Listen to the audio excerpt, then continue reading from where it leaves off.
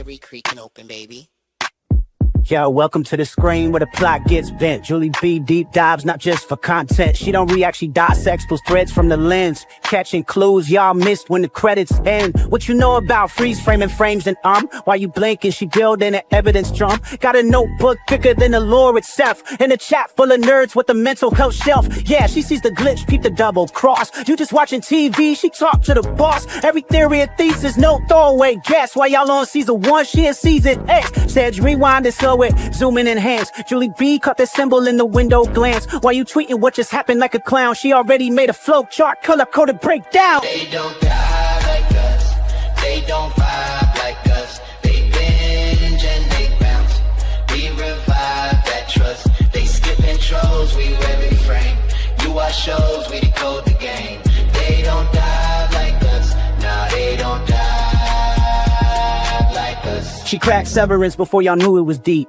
Predicted the Last of Us deaths in her sleep. When the camera pans, she ain't blinking once. Catch a ghost in the glass, call it theory punch. Watch parties lit like apocalypse nights. Call-ins while they bringing alien rights. Hey Julie, I think the trees are spies. Well, I have a spreadsheet that confirms that, guys. Zoom in, boom in, she moving through clues. Spinning Discord in the courtrooms, Lord of views. Got mods with receipts. Time stands with heat. Every rewatch turns into a Reddit elite. You stuck on the surface, we beneath with maps. Cross-referencing lore with the rector's caps. If your fave show got secrets, don't be dumb. Julie got the chalkboard out in Frum's where it's from. They don't dive like us, they don't vibe like us. They skim the edge, we inside that crust. They zone out, we zone in the pain. You say plot twist, we say nope, chain.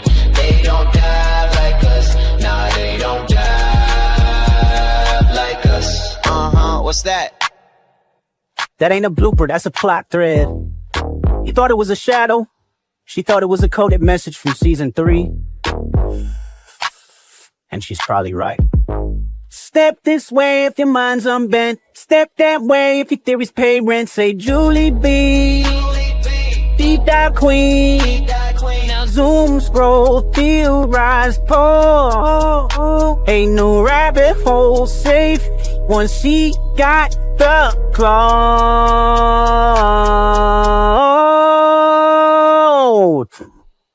They don't die like us.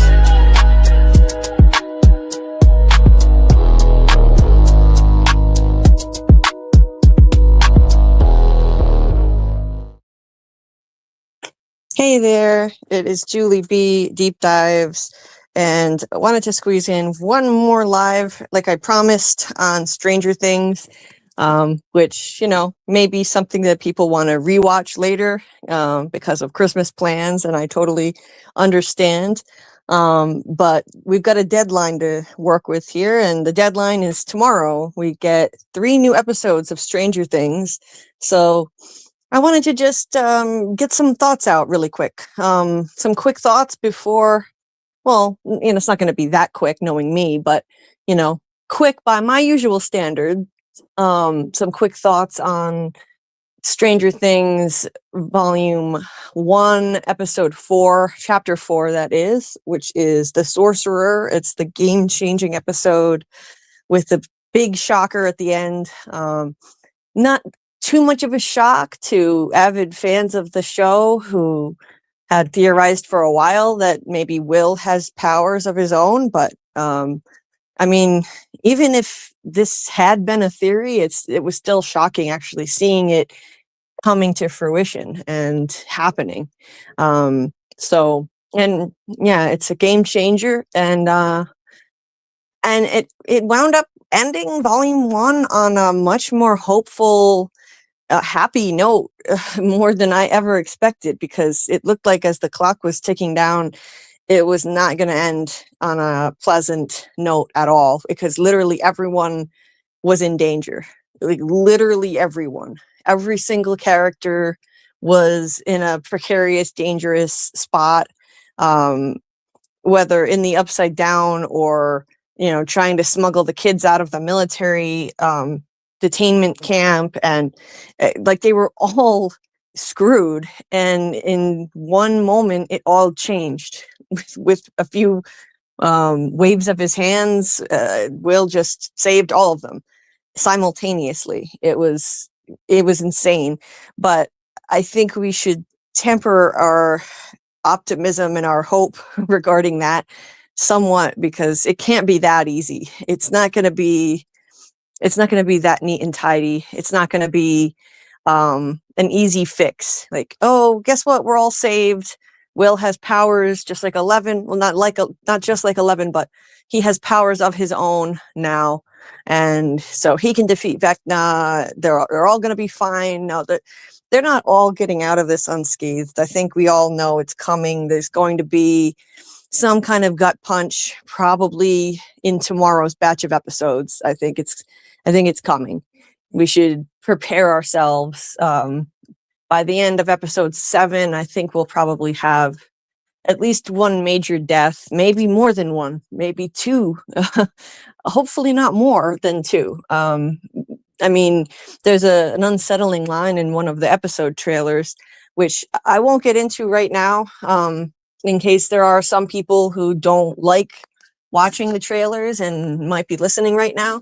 I'll get into the episode trailers at the end, so I won't say any more on that, but there's an unsettling line in the trailer that to me suggests maybe there could be more than one death. Maybe there could be 2 at once. So I hope that's not going to happen, because unlike some people, I don't think that we need a lot of deaths to make a show have stakes, to make a show dramatic and exciting and engaging enough.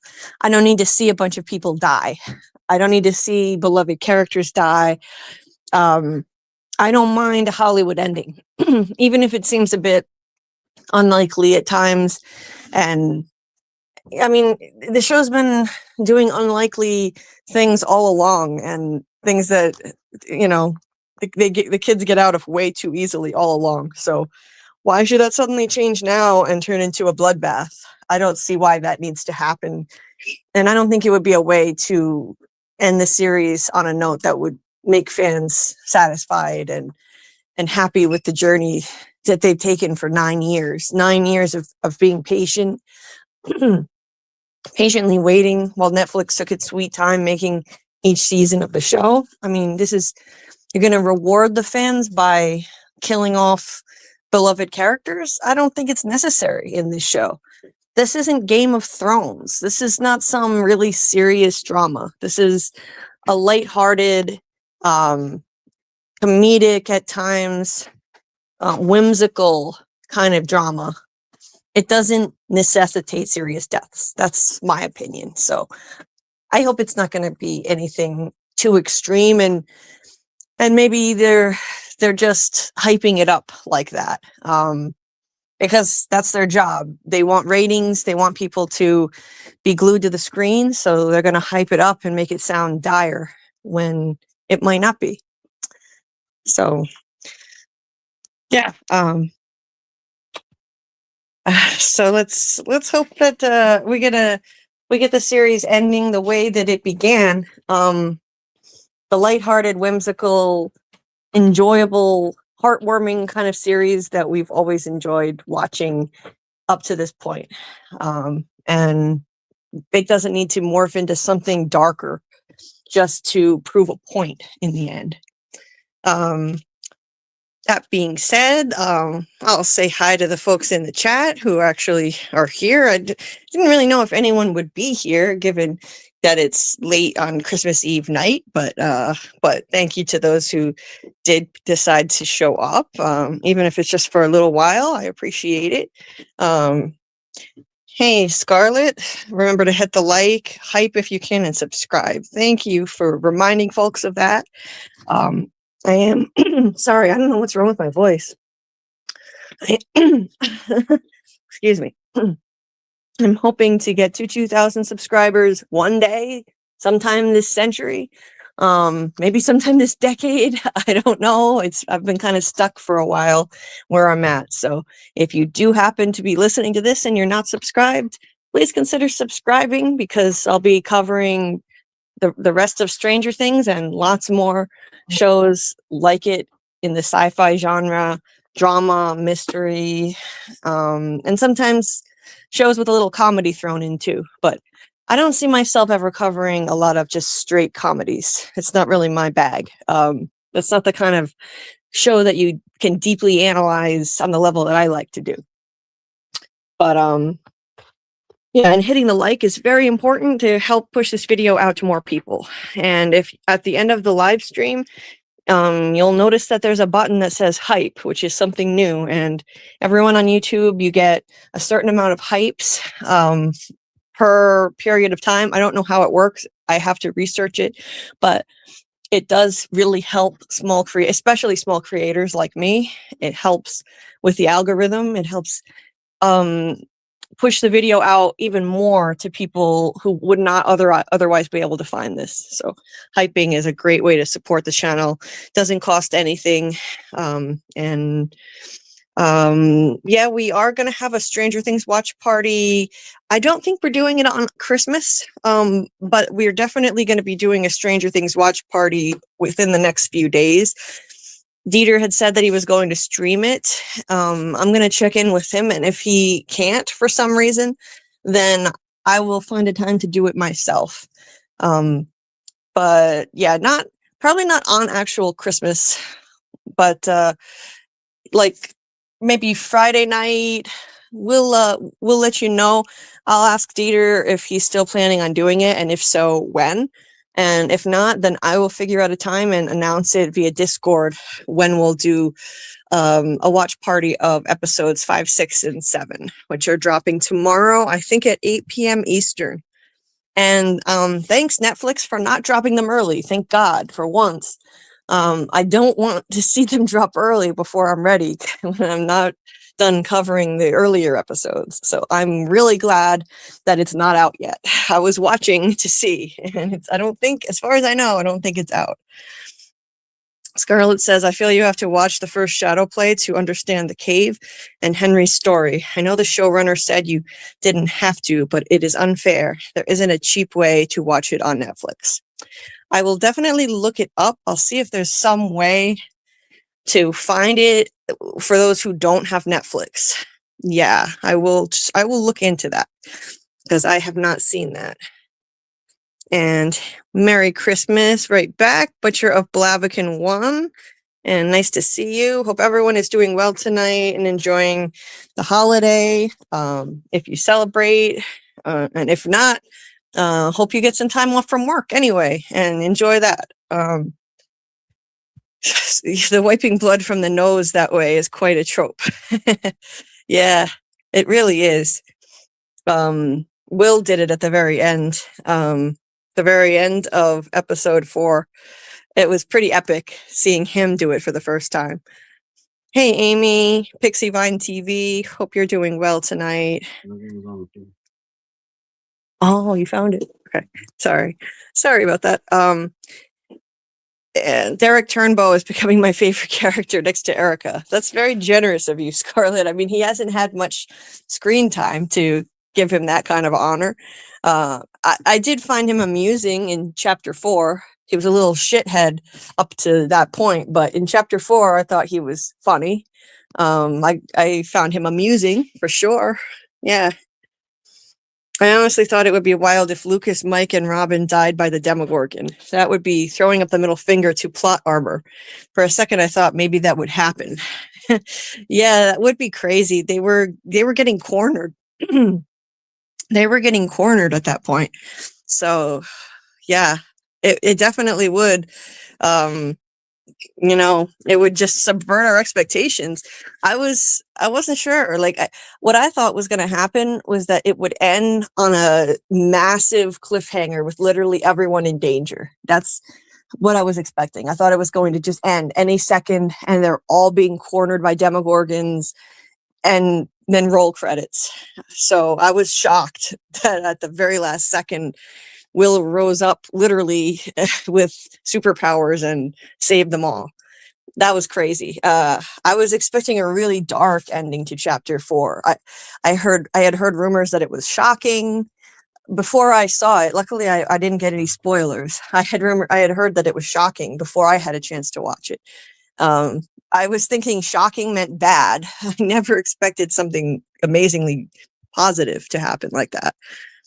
I also like Max's cave dwelling. Scarlet, yeah, that was really cool. I like this whimsical world inside Henry's mind, inside Vecna's mind. I think it's really interesting. I like the aesthetics of it. It's beautiful, for one thing, and it's very fairy tale like. I like the whole vibe of it. And there's a moment in the trailer for for volume 2 that is really trippy and fairy tale like. And again, I won't get into that in detail in case there's anyone who doesn't want to know anything from those episode trailers. So I'll stop right there. It was just a cool moment from that world inside Vecna's head that I saw. I wish she would have ran instead of looking at her hand for an hour. I would have run like the wind. When she ran, well, trying to think of who was looking at her hand for so long instead of running. I'm trying to remember who you're talking about. Hey there, SL Rhodes. Nice to see you. Hey, Jen the teacher, and Merry Christmas to you too. Nice to see you. You're doing well, enjoying some time off from work. Hey, third shift lurker, Merry Christmas to you too. And Merry Christmas, Amy. Hey, hey, Queen. Thank you, Critter. Merry Christmas to you too, Critter, aka Mr. Frogman. And I love you too. Oh, you got your notification. Good. I'm glad it worked, Amy. I know sometimes they don't go through. Check the Discord. Yes. Okay. I will check the Discord. Let's see. Well,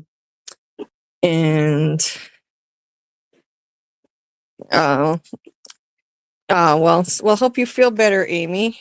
And if you don't feel well, it's okay. If you feel kind of like a Grinch at the moment, we all have our moments, like sometimes holidays, have their depressing points, and we're not always feeling our best. So it's that time of year to get sick too. Some people are not feeling great health-wise. And me, I'm in pain, which makes me kind of crabby and miserable sometimes myself. I know it might not sound like it, but it happens. It just doesn't happen on stream, but trust me, I have my moments. So I'm going to get into breaking down chapter 4 of season 5. Karl is here, but in the background, he can chime in whenever he'd like to. He's over in the kitchen making some pizza, and I'm gonna open up my images here, and I'm not gonna do too much crazy dissecting of this episode. I mean, there's not a whole lot that needs to be deeply dissected. I think it's pretty straightforward, and like what's happening is it's honestly there's not much mystery going on here. You could say Will's powers are a bit of a mysterious new element, and where Will's powers came from, and how everything works. But everything that happens, it's pretty clear, like what is happening at any given time. Even the parts that are inside of Vecna's head. I mean, they kind of hold our hands with it. Set it over here. Please. They kind of hold our hands a little too much, if anything. They have Max kind of explaining to Holly exactly what's going on in the world where they're at. Like, she explains where they are. Like, so there really isn't any mystery as of this episode as to where Max and Holly are at the moment. Like, Max literally knows where she is. She's not like, I don't know what's happening. I'm lost too. And I'm, she knows, like, she knows she's in Vecna's, that they're both in Vecna's memories. So, I'll just, I'll go through and I'll just comment on different things, and you can offer any comments you have. in the chat, and I'll highlight them. And any predictions and theories that you have, I'd love to hear them. And I'll share mine. And then at the end, I'll quickly just go through the episode trailer images that I have at the very end. And I'll do a spoiler warning before I do that, just in case there's anyone who wants to click off the stream before I get into that. Because I know not everybody wants to watch those, and I respect that. I would not want to spoil anything for you from the volume 2 trailer. You got my word on that. So, let's see.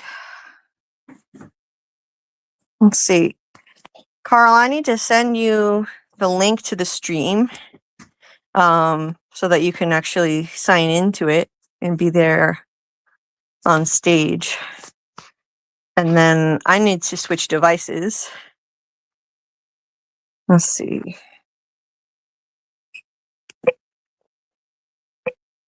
Well, it's giving me trouble. Oh, I think it kicked me off because I left the... Well, now's my chance to switch devices. Are you not live? I am, but I think it kicked me off stage. Hold on. Oh,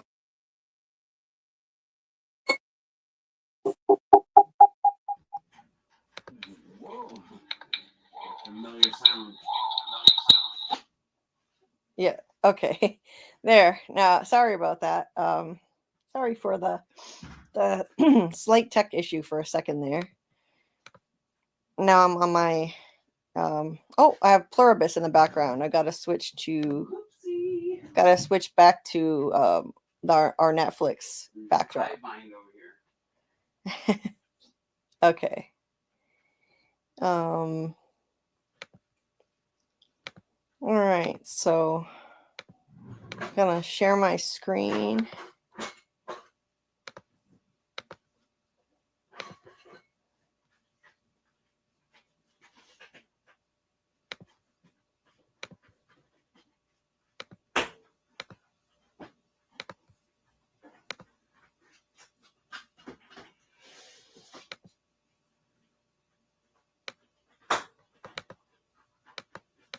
Okay.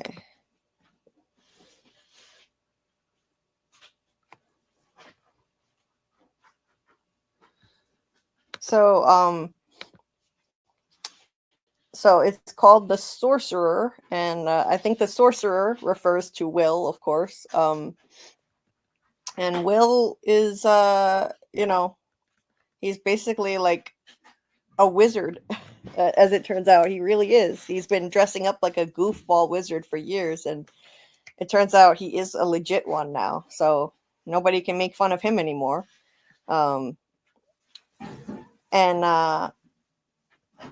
And so the episode starts with Will in the aftermath of one of his new and improved Vecna Vision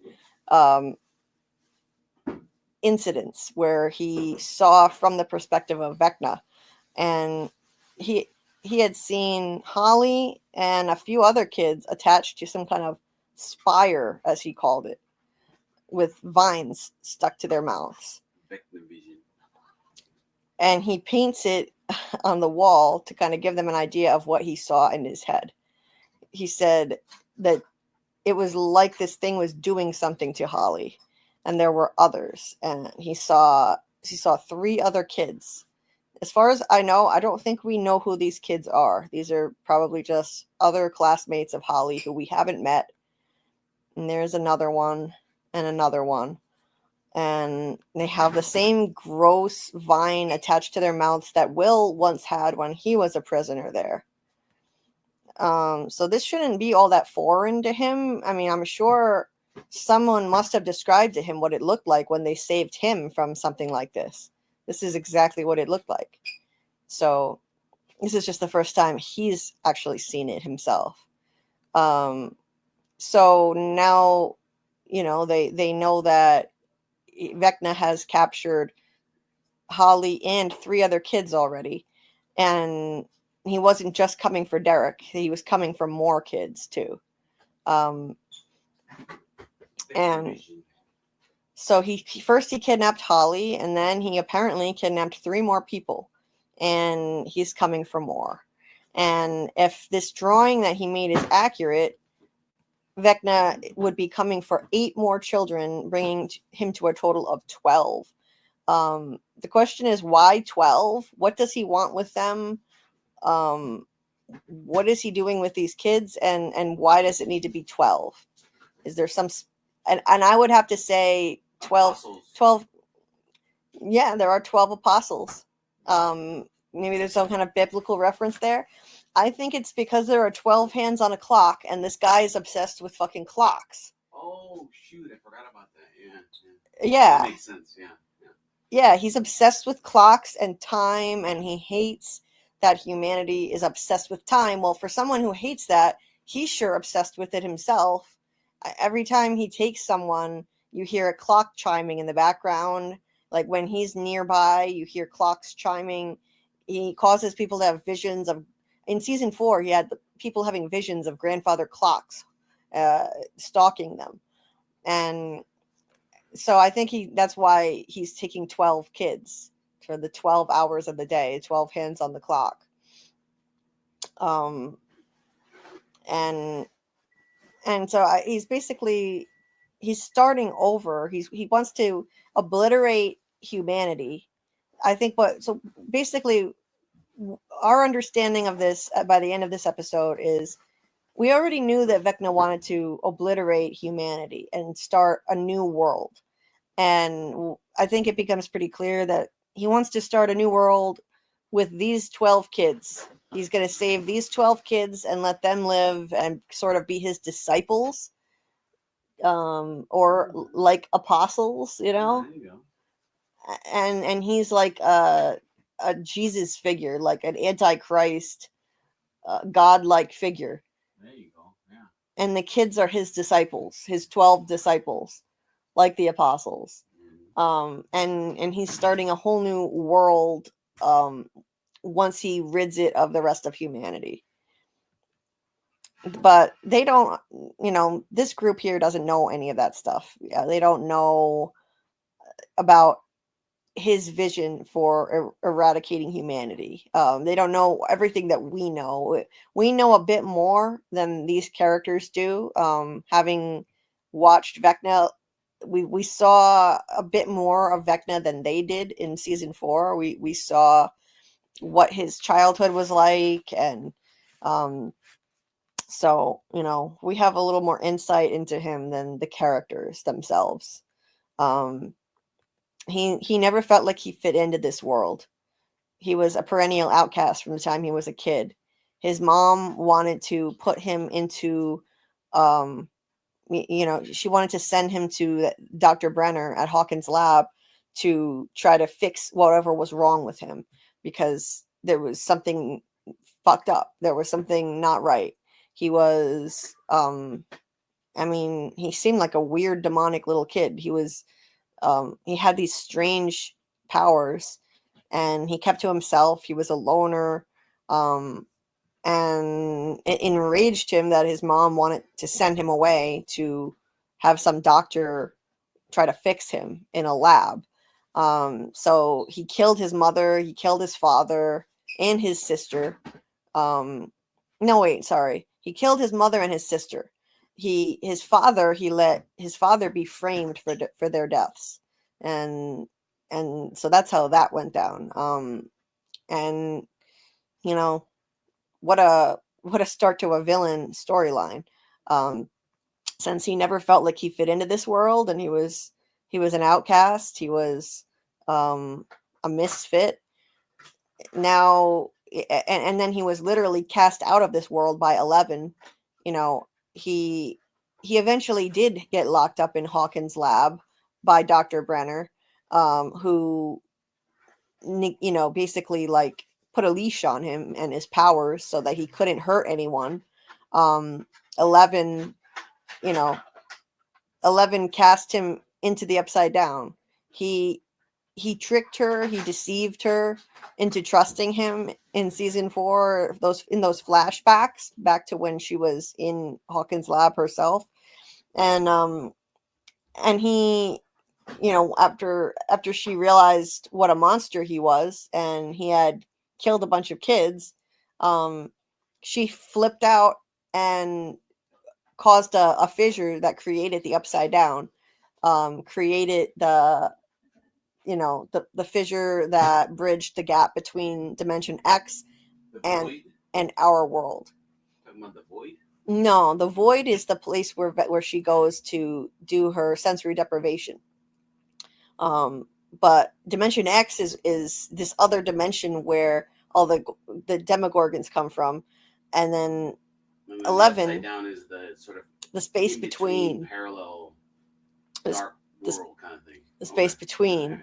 And she created that when she saw that Henry before he became Vecna, he had like killed a bunch of kids in the lab, and he wanted her to join him and work with him. He saw something in her and her abilities, and she was basically like, "Are you insane? You're a monster!" And she flipped out on him. She caused a tear in time and space between Dimension X and our world, and cast him into it. And so she literally cast him out of our world. So what a way to make an outcast even more of an outcast and make him hate humanity and this world even more. So now his revenge is that he wants to eradicate humanity and start over with just these 12 children who he's selected to be his disciples. That's the way that I look at it and why he's taking these kids. So anyway, so like the group here, they come up with a plan to try to get the kids out of Hawkins, who are his next targets, and get them out of Vecna's reach. But then, they find out that the military had just taken a bunch of kids, like rounded up all the kids in Hawkins and took them into protective custody. So that complicates things in them trying to get these kids to safety. Now they have to get them away from the military too.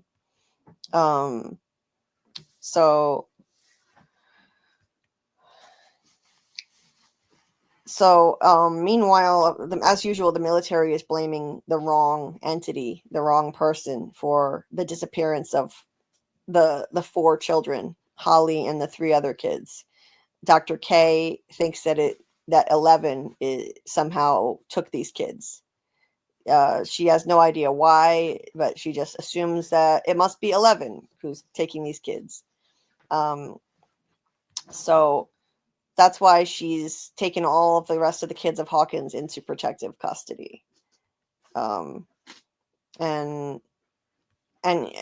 she's, the thing of it is, though, she's also kind of using the kids as bait to get 11, because she thinks that 11 is the one kidnapping the kids. And this guy kind of questions her for that and says that this is kind of reckless. To which she says, well, it's only reckless if you fail to protect them. You can't protect them, which shuts him right up. It's such a trope for the military to be like a big baddie in the show, but they're going with that trope really hardcore. And then back in Henry's dream world, in his head, in Vecna's head, we get to see finally Max's story, her consciousness that's been locked inside of Vecna's head. And she kind of explains what's been going on and where they are exactly. So yeah, the show really holds our hands with this and explains all of this. Not exactly how it works, but where they are and and what's going on here.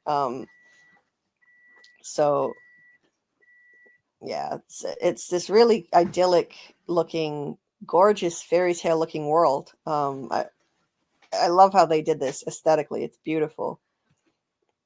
So while Max's body is laying in a coma in the hospital, and Holly is,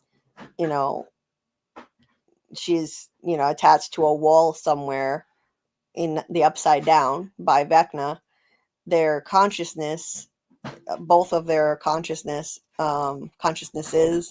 are actually in Vecna's mind, inside of his mind. So Max takes Holly to her little cave lair, and she explains that she's the one who left the note, not Henry. She's the one who left the note for Holly to come there. And she has to reassure her that she's not some monster in disguise. And she proves to her that she's not, she's legit. She's not some kind of upside down monster in disguise. She brings her into her little cave, which is full of random stuff. I don't know where exactly she would have collected all this stuff from in Henry's head, but it's cool. She's got a bunch of random things. Books. I mean, at least she has something to do. It looks like, what book is that? Walden? It looks like Walden. No. Yeah, I can't quite read the rest of it. It says 2 though, so I don't know. So if she's gonna be stuck there, at least she has some reading material, and a beautiful view to look at. So I guess it could be worse. But she's trapped in there. It's a memory, as she explains.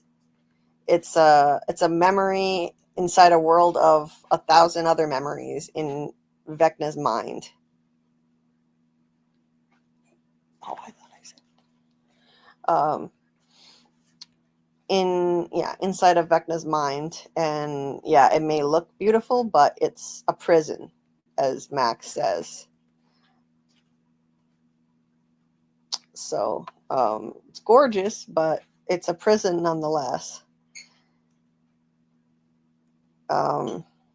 Really beautiful scenery, though.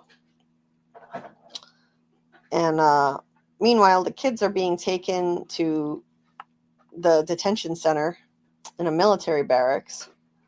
And Joyce, along with some of the kids, they hatch a plan on how to abduct these kids right out from under military guard. Far-fetched, yes, but we have to suspend our disbelief with this show. They decide that they're gonna why won't this copy? Sorry. Having trouble. I'm having some technical issues at the moment. Okay. So they decide they're gonna dig up underneath the bathroom, underneath one of the bathrooms, and smuggle them through the tunnels that happen to be under the town before anyone notices that they're gone. And to do that, they decide they're going to use Derek as an inside man. They're going to send Derek, someone nobody would suspect would be working with them, who could just walk in. The one kid that the military didn't get, who they would want to have custody of anyway. And that would be Derek. Meanwhile, of course, in the Upside Down, Eleven and Hopper are still stuck, and they're thinking that Vecna is in captivity inside the military base down there. So they're planning on breaking in to try to see if he's in there. She wants to jump over the building, and she's ignoring obvious flaws in her plan. Like he says, it never made any sense to me that Vecna was in there, because Vecna has clearly been the one kidnapping kids. So how could he possibly be in there with their special version of kryptonite, with having his powers neutralized, and be kidnapping kids at the same time. Of course he wasn't in there. I never believed he would be in there. I didn't really know who it could be, but I definitely didn't think it was Vecna. 11 is still really naive. She's got amazing powers, but you know, she doesn't have the sharpest mind for figuring everything out. They kind of just need her for her superpowers, and everyone else figures out, you know, the strategy of how all of this works. So, and yeah, like, it's a dumb idea to try to jump over that roof. But yeah, she's if she times it with the thunder, then it can work, like she says. And the kids make contact. The kids who are in the Upside Down. So you have Dustin, Steve, Nancy, and Jonathan. They managed to make contact with Hopper and 11 after driving their car into the Upside Down, just barely making it in time before a portal closed. So that was a cool moment.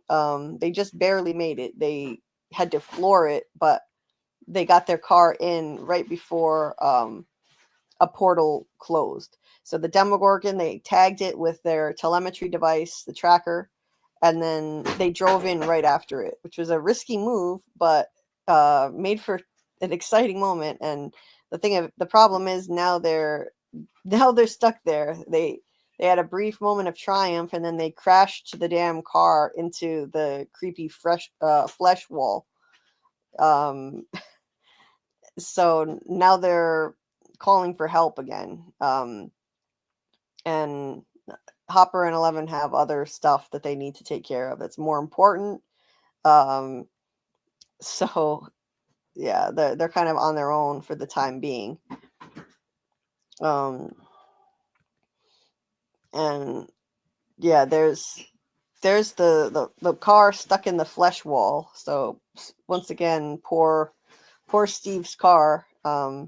It can't catch a break this season. It had a hole drilled in it with a satellite shoved in the top by Dustin, and now it's stuck in a nasty oozing flesh wall in the Upside Down.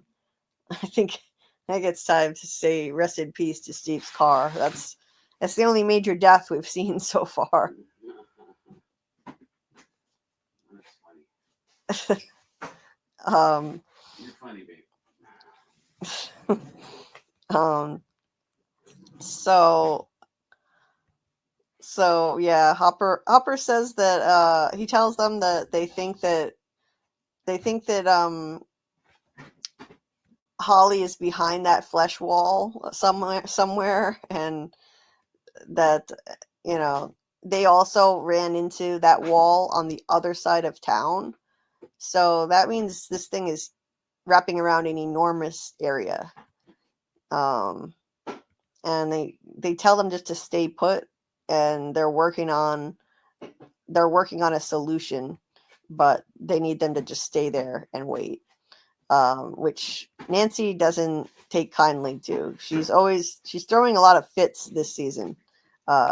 She seems like she wants to just be running the show and is pissed off that she can't be.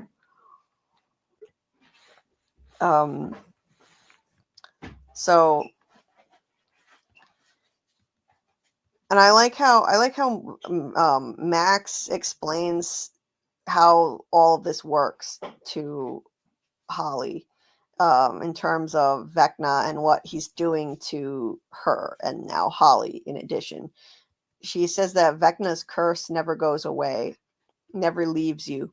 With each victim that he took, he created a new gate. She said when he took me, he opened the fourth final gate, splitting Hawkins in two.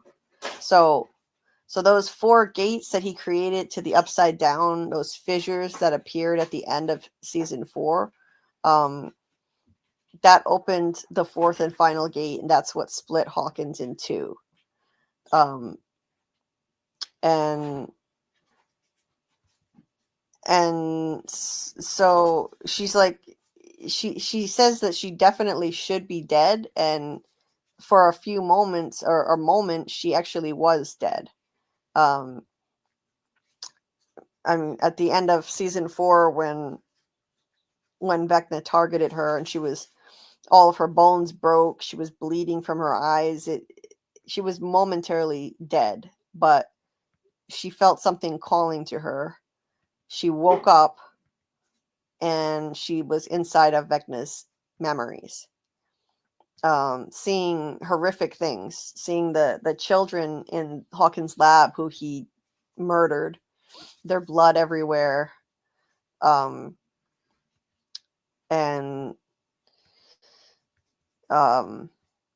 then seeing memories from his childhood.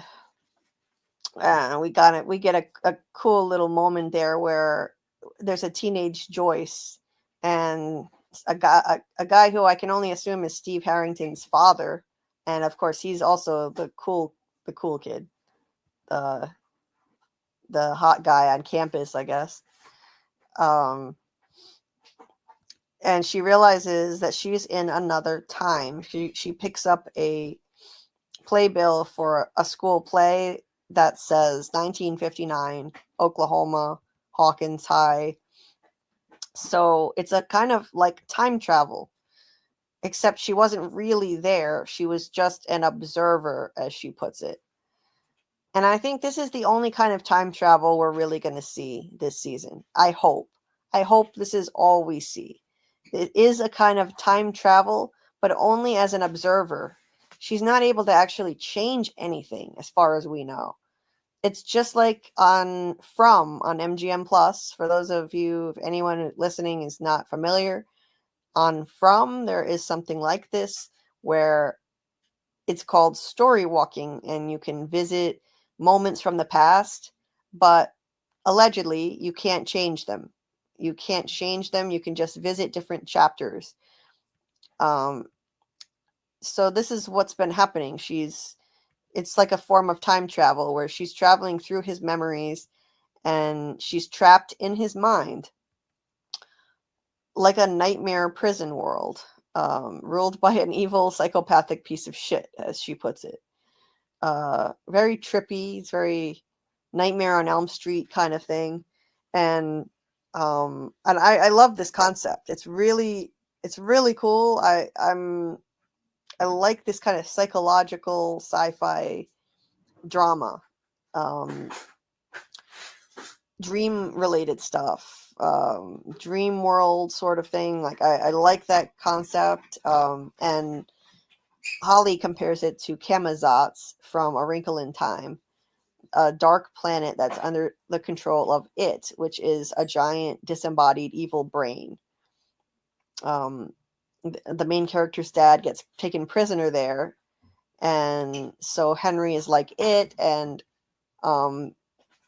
Max is like the main character's dad.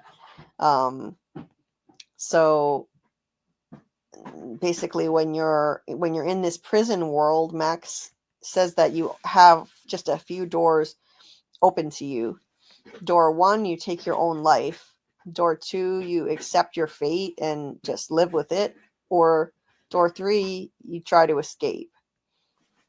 And she had chosen door 3 at first, trying to get out. So she kept moving from memory to memory, but it was like a maze, and she kept getting lost and turned around, and eventually wound up right back at the beginning in the room full of massacred children's bodies.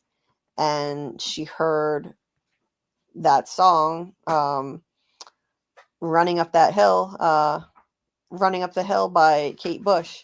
That's like her signature song. That's the song that kept her going in season 4. Like she says, music has a way of finding you even in the darkest of places. And Lucas had guided her out of Vecna's mind before, so he was trying to do it again. She realized he was trying to do it while she was laying in the hospital. it also guided Will's song, also guided him back in season 2. So she thought that if she followed the music, that it would lead her out of there, lead her home. But it didn't work out that way. She followed the music. She tore a hole in this wall within that memory, and yeah, the scene cuts right there. But she doesn't get out. Basically, she gets pulled back before she can escape. She's not going to get out that easily. Now, back in the real world, Derek shows up at the detention facility.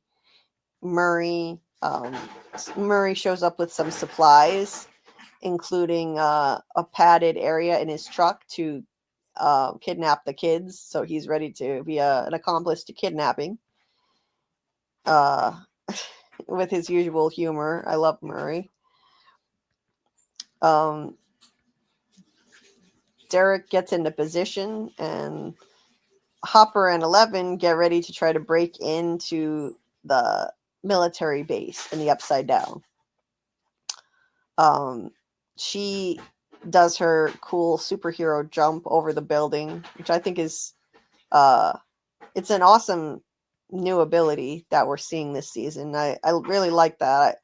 I don't want her to become too superhero-like, but she's using her telekinetic ability to do this, so it's not like she's actually flying.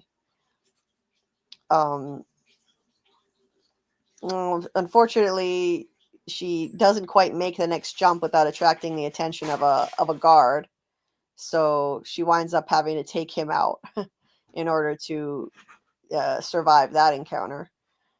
And at the detention facility, Derek is trying to convince these kids that the day of reckoning has come, and he's been sent by Mr. Whatsit to gather the chosen ones. He's using religious language right here too. They really are the chosen ones of Vecna. He says, if you've been visited by Mr. Whatsit, speak now, and when night falls, follow me to the latrine, and I will lead you to our Savior, to safety. More religious language. So, except because Vecna, he's trying to be their savior, but he's not. Their savior will be our main characters trying to save them. But of course, these kids think that he's an idiot and say he's gone mental and laugh at him. To which he just says, the monsters are coming and you're all going to die. This one little girl believes him, though, because she's met Mr. Whatsit and knows his name, Henry, his real name. So Derek is definitely grown on me. He's a funny little kid. He's gone from a little shit to a funny kid pretty quickly. So I don't mind him now. I get why Scarlett likes him. He is funny. So I'm gonna pause right there and check on the chat here, because I'm kind of blowing through the episode fast, and which I need to do for my pain, but I want to check in and highlight anything that I've missed here. Critter said, I've never been a Stranger Things fan, but the developments this season make enough sense. Yeah, I think they do too. I really think that it's all coming together in a way that does make sense, and it's a well-told story. I like it. It makes sense to me, and it's gripping. It's fun. It's still retaining, even with all the heightened drama, it's still retaining whimsy and humor, which it's always been an integral part of the show, to have that humor and whimsy in there. So I'm glad they're still finding ways to do that. It's reading Rainbow, Amy. Hey Doc, no need to be sorry. Thanks for coming at all. I mean, it's Christmas Eve. Now it's actually officially Christmas. So Merry Christmas to everyone who celebrates. Let's see. Critter said, so I saw a theory involving 16 and linking to the Tesseract in A Wrinkle in Time, and he took 4 people in an earlier season. Oh, interesting. Yeah, I mean, A Wrinkle in Time is a key part of this season, so there could absolutely be clues in that book. If I had time, I would try to reread that book, because I haven't read that since I was in 6th grade. Does he want 12 kids for each hour? Ooh, Amy. I think probably just 12 kids total, I think. Because 16 points to a tesseract. Oh, interesting critter. I grew up with the series, and the tesseract was used for time travel, and Madeline Langle's book was featured earlier in the season. Yeah, that is cool. Jen, the teacher, said, exactly, the tesseract is what they needed to save Christopher Wallace in A Wrinkle in Time. Okay. Critter said, if they undo everything with time travel, I'll be upset. You have to be careful with that stuff or nothing makes sense. Yes. Jen, the teacher, said, I agree. I will be upset with time changing it back so like nothing happened, or even if it's all just a D&D game. I don't think they're going to cheapen the story doing either of those things. I think that we should look at it like the way that Max explained it. I think it's going to work the way Max explained it, where it's not time travel that she is engaging in. It's not really time travel. It's traveling through memories, but only as an observer. So that means she can't change anything. So nothing will get reset. I think that that's why they put that little bit of dialogue in there, to kind of reassure us and tell us how it works, that they're not going to reset events with time travel. And if they make this all just a D&D game, that would cheapen everything too. So I don't think we have to worry about that. Hey there, Shushi1122. I don't know what all of this means, but it looks related to Pluribus, and clearly theory related. Right now we're discussing Stranger Things, not Pluribus. But nice to see you in the chat. Hey there, Trace. Nice to see you. Merry Christmas. Merry Christmas from Aholic Fletch. And Merry Christmas to Dieter. Just hopping in to say hi and Merry fucking Christmas. Well, that's one way to say Merry Christmas. Hugs for everyone, because I fucking need it myself. Well, I'm sorry. Well, sending hugs back to you. Merry Christmas to you too, AAMM. And hey there, Kelly and Shadow Skulk. Nice to see you all.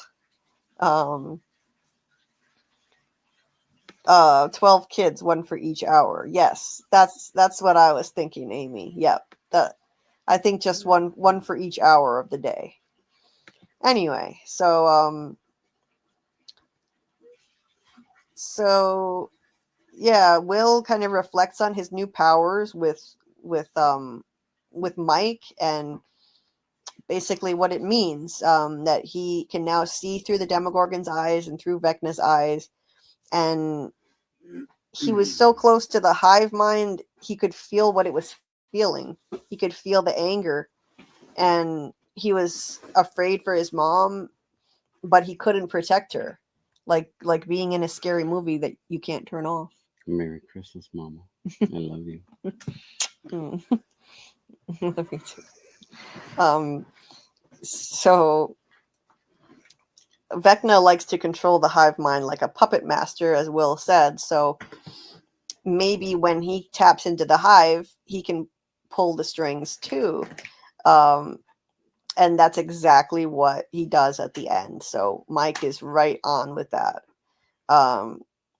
You know, yes, he's not Vecna, but if he can tap into Vecna's head, he can also marshal the powers of Vecna. So if anything, this makes Will more powerful than 11. Because if you ask me, I mean, Vecna is definitely more powerful than 11. 11 is outmatched when it comes to him. He's like some kind of godlike being. And so, you know, I think Will is now effectively more powerful than 11, in at least in those moments when he's able to tap into the hive mind, into Vecna's abilities. So that's pretty crazy. I mean, all this time we've been following 11 and her superpowers, and now here comes Will. He was the victim in the beginning, the one who was abducted, the weak one. He's always seemed like the weak one in the herd, and it turns out he's the most powerful of them all, even more than 11. That's a pretty awesome twist, if you ask me. I mean, everyone loves a great underdog story, and this is an amazing one. He's always dressed up as a goofy, nerdy wizard when he plays D&D, and he could never let go of that. He could never, you know, grow up. When the other kids got girlfriends and they didn't want to play D&D anymore, he just wanted to keep dressing up like a wizard and geek out over it. And now it turns out he literally is a wizard, more like a sorcerer, because his powers don't come from a book of spells. They're innate, like Mike is saying.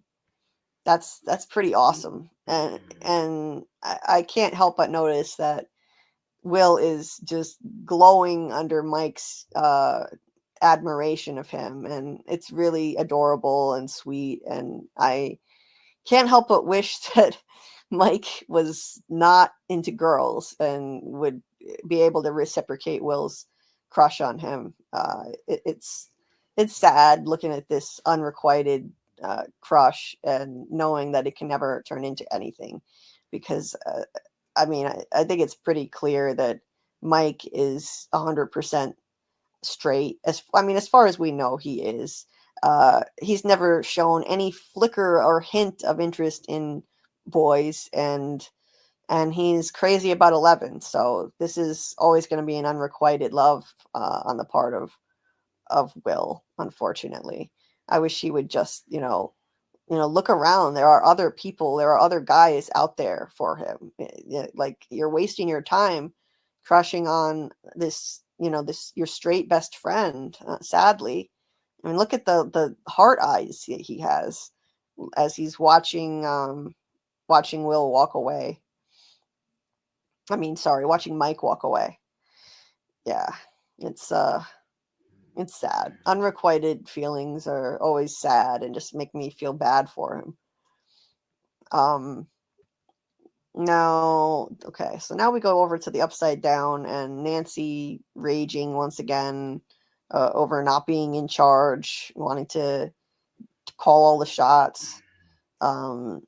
She's kind of getting on my nerves this season with her power trips and her, nastiness. I'm sick of hearing her ranting and raving, to be honest.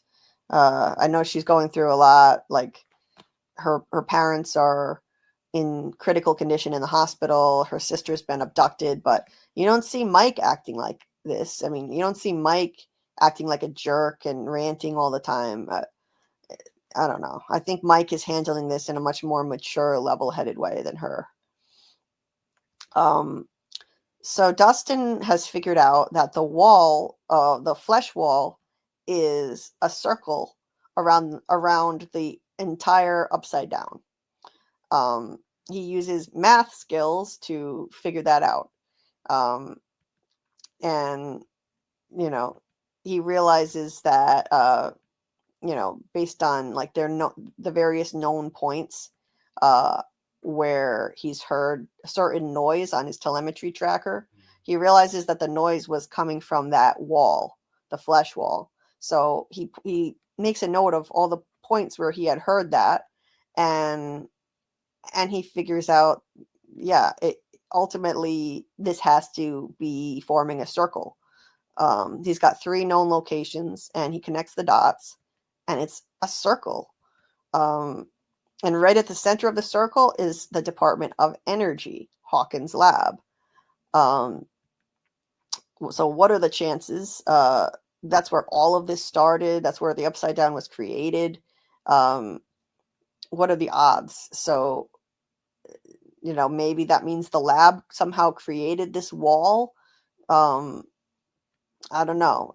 I don't know if that's what it means, but it's definitely an interesting plot development. Now, but getting back to Max and what happened with her. So the music, the Kate Bush song, instead of leading her out of Henry's head, it led her to a new memory.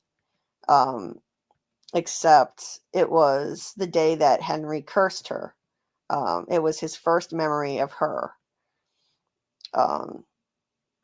So she still kept following the music, and it took her through horrible memories, memories of terrible things that happened to her in previous seasons, disturbing things, moments with her brother before he died, when he was possessed.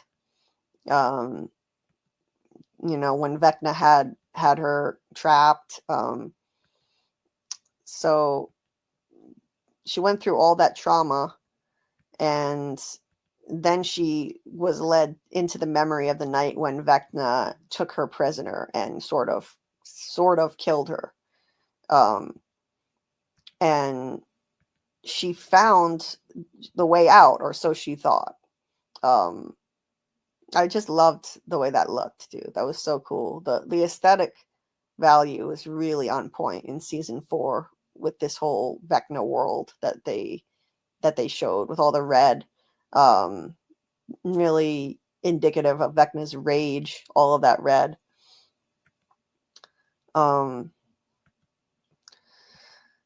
So yeah, she thought that she had found the way out, but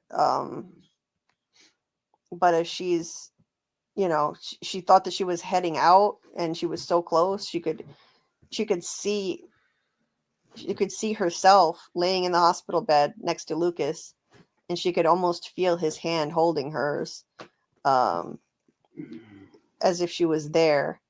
But hopefully she didn't see that flat top. yeah, the flat top is god awful. But maybe then that's why she stayed dead. It's like, ooh. Yeah, like Come back in a few years when he's got a Gumby or something.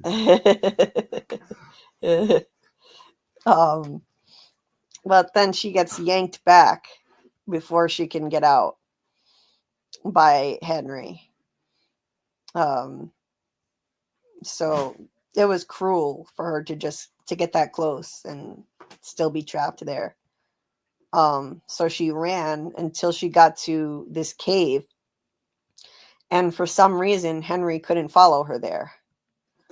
Why? I don't know. I mean, she doesn't know either. There's something about that cave that scared him. He couldn't follow her in there. Maybe it represents like buried memories of his that he doesn't want to face. Mm-hmm. It represents something related to him, some like dark side or light side for him, Yeah. Like maybe Empire Strikes Back. Anyone knows that reference? Yeah. He went into a cave and saw a vision of himself. Yeah. She said there's something about this cave, this memory, he won't come in. So maybe, it represents something traumatic that happened to him in there. So it's locked away in his mind and he won't go there. He was terrified. So she's safe in there. And she turned it into her sanctuary. Maybe in that cave, there's pineapple on pizza. Pineapple on pizza. Horror of horrors. No, actually, pineapple on pizza is not bad. in my opinion. So she wound up choosing door 2 at that point, which is accept your fate, and instead of trying to escape until now. And now she sees a possible way out now that Holly is there. She thinks that maybe there could be a way. And she has a plan. She said it's going to take time, more time than they have right now. Henry's going to return soon, and when he does, now she tells him like she's got to get out of there right now. Like they'll continue her plan, but Henry's going to go back to his house soon, and Holly needs to be there when he gets back. He can't know that she's been there and been gone. If she wants to get out of Camazotz, as they've nicknamed it, this is the only way, according to Max, and she's probably right too. She's gonna have to. Holly's gonna have to be brave, and braver than she should have to be for a kid her age, but she's gonna have to go back there and face Henry and pretend like nothing's wrong, and wait on Max's plan, the next phase. So that's that. Now, so, and I think that they're gonna be able to be successful in this plan. I really do. Max is really smart, and whatever she's got in mind, I think she's probably onto something, and they're going to be able to join forces and kind of use it against Henry being inside his head, fuck with his mind via his memories. I don't think they'll be able to change anything via this kind of weird time travel in his memories, but I do think that they could fuck with his head somehow. Now, so back on the outside again, got Will and Robin, who are now kind of new besties. And she talked about how she kind of came into her own and developed confidence in herself. And what she's saying, it really resonates with him because he's never been able to accept who he is either. She said that there was always this part of me that kind of scared me, but she thought that if this girl loved her, all of her, then she wouldn't be so scared anymore. But then that didn't work out, and her, all that fantasy went away. Her grades plummeted. She got grounded. And then she kind of reached a breakthrough. She found an 8mm film reel, and it was a silly movie she made in 4th grade, but she got it up on the projector, and as she was looking at that little version of herself, she hardly could recognize her because it was before she became full of self-doubt and low self-esteem. That little girl was carefree and fearless and loved herself. And that's when it hit her that it never should have been about this girl she was crazy about. That wasn't going to be the answer to fix herself. It was always about her. She was looking for answers in somebody else, but she had all the answers. She just needed to stop being so scared of who she really was. And once she realized that, she felt so free, and she could finally be herself. And this is a lesson I think a lot of people need to learn in life.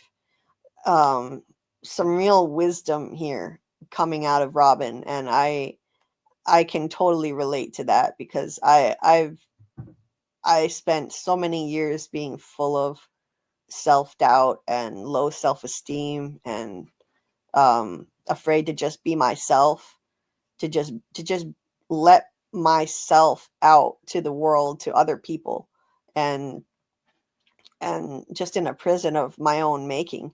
And once you realize that you can just be yourself and you don't have to pin all your hopes on one person either to save you or fix everything. You just have to be yourself. It changes everything. You have to just learn how to love yourself.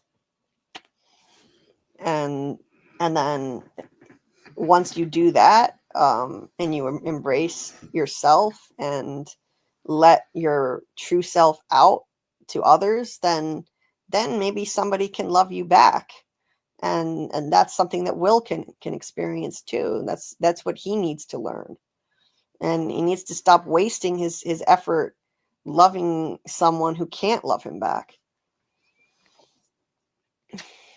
Thankful to myself for myself.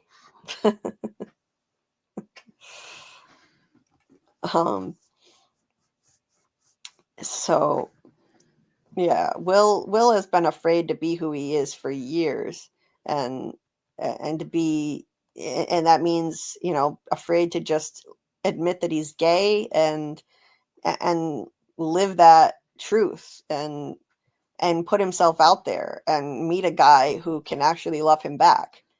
That, once he can do that, that's going to change a lot for him. And he won't have to waste his time crushing on a straight best friend anymore, which is only going to bring him heartache. Now,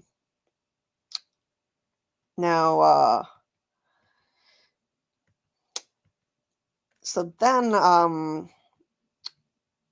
so let's see. So back at the military base in the Upside Down,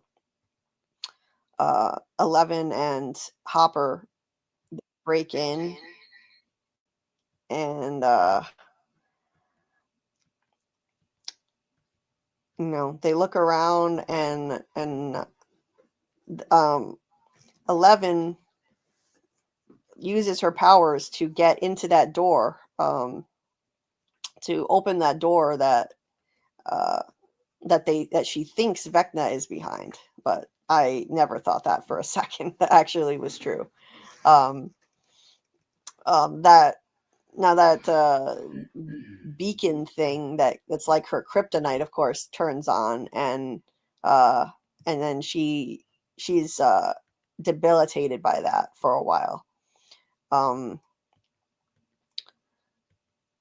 then we go over to the kids tunneling underneath the military barracks to break the kids out. Little Derek is leading a visualization in a comical way. That was cute. It was funny. He's like, it's called visualization. Mom does it when she's out of Valium. That was funny. And they bust through the floor in the bathroom and one of the toilet stalls, and they start taking one kid after the next, saying that they were sent by Mr. Whatsit to come save them from the monsters, because it's easier than trying to explain the real story to them at this point. Robin's like, yeah, I'm one of Mr. Whatsit's elves. Unfortunately, they see that they've caused some damage, I guess, when doing this, and the bathroom has sprung a couple of leaks. So that's an unexpected complication. And then we jump over back to the Upside Down military base, and Dr. K confronts 11, saying, she's been looking for her for a long time. And 11 tells her, oh, I know who you are. I know who you've taken. And I also know that you and your men are going to die. Trying to sound like a badass, but she can never really sound that badass. I'm sorry. Well, not with that stilted vocabulary, Yeah. It's stilted is right. Hopper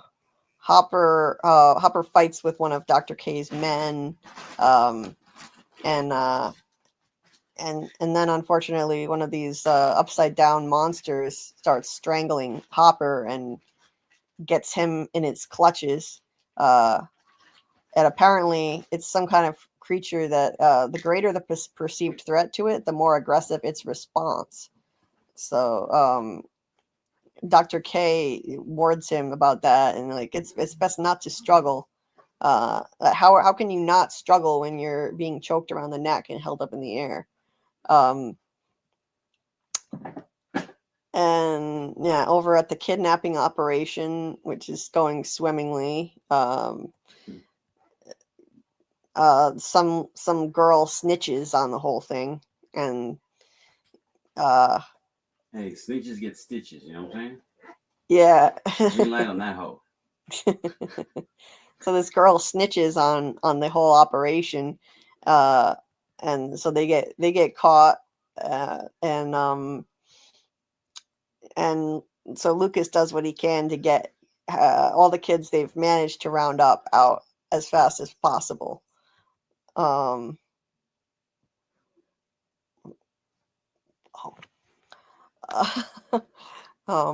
on. Okay, so yeah, they call as many remaining kids as they can into the bathroom and get them down into the tunnel, and then try to keep the military out of the bathroom. Meanwhile, Dr. K confronts Hopper and asks basically like, why would you bring 11 here when you've been hiding her from me all this time? You go to all that effort and then you bring her here.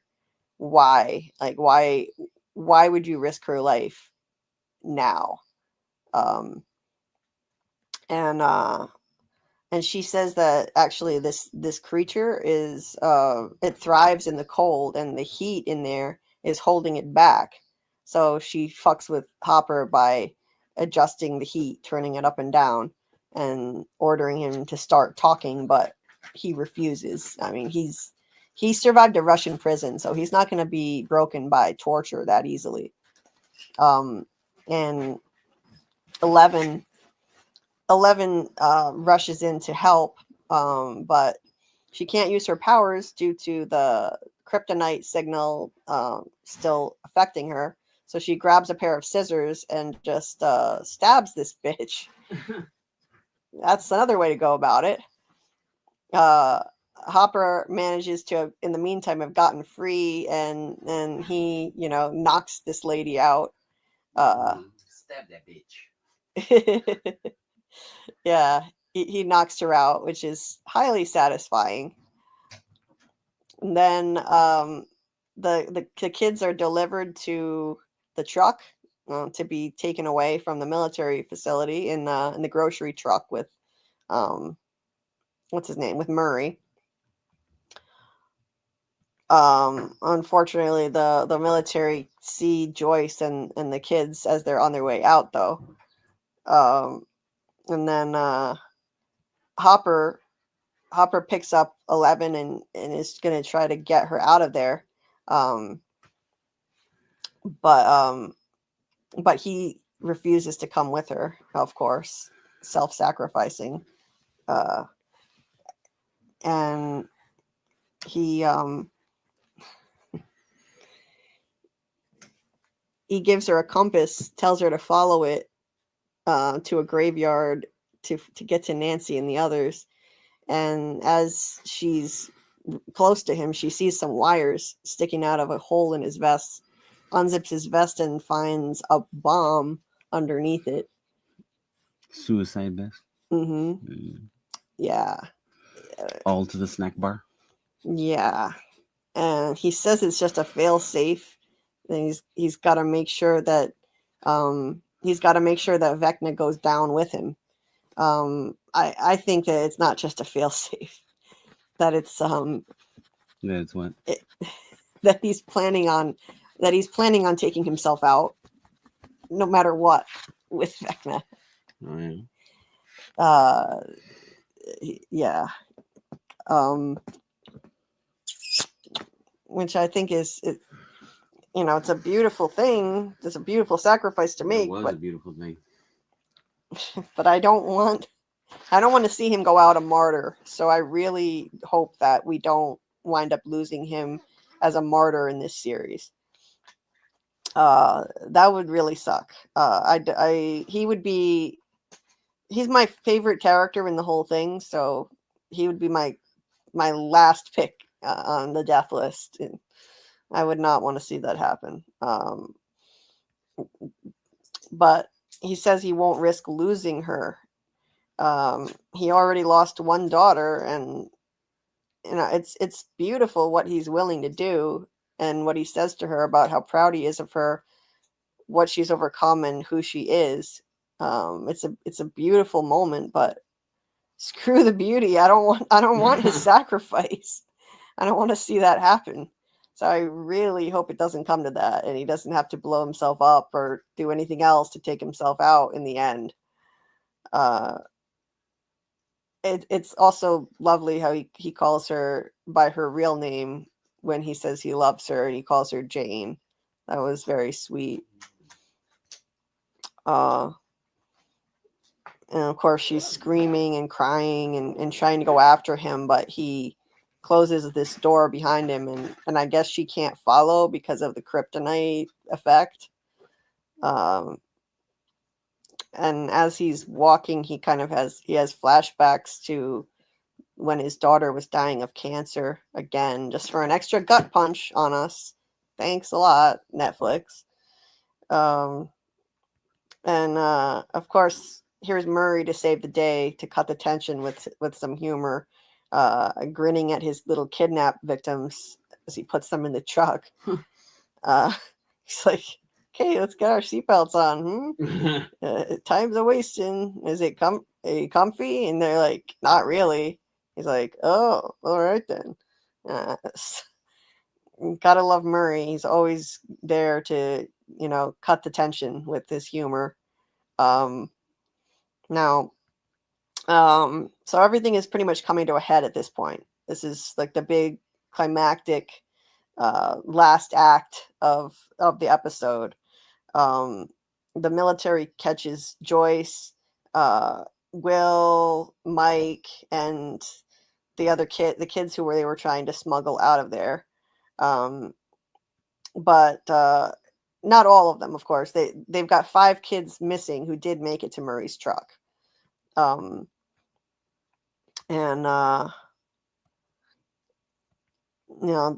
then Will senses, I guess, that Vecna is close. He gets his Vecna sense, his Spidey sense kicks in. He starts seeing through Vecna's perspective, and he collapses. The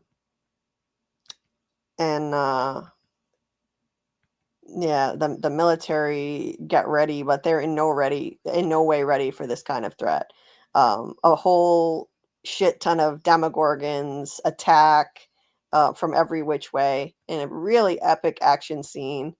The military, they're not equipped to handle this.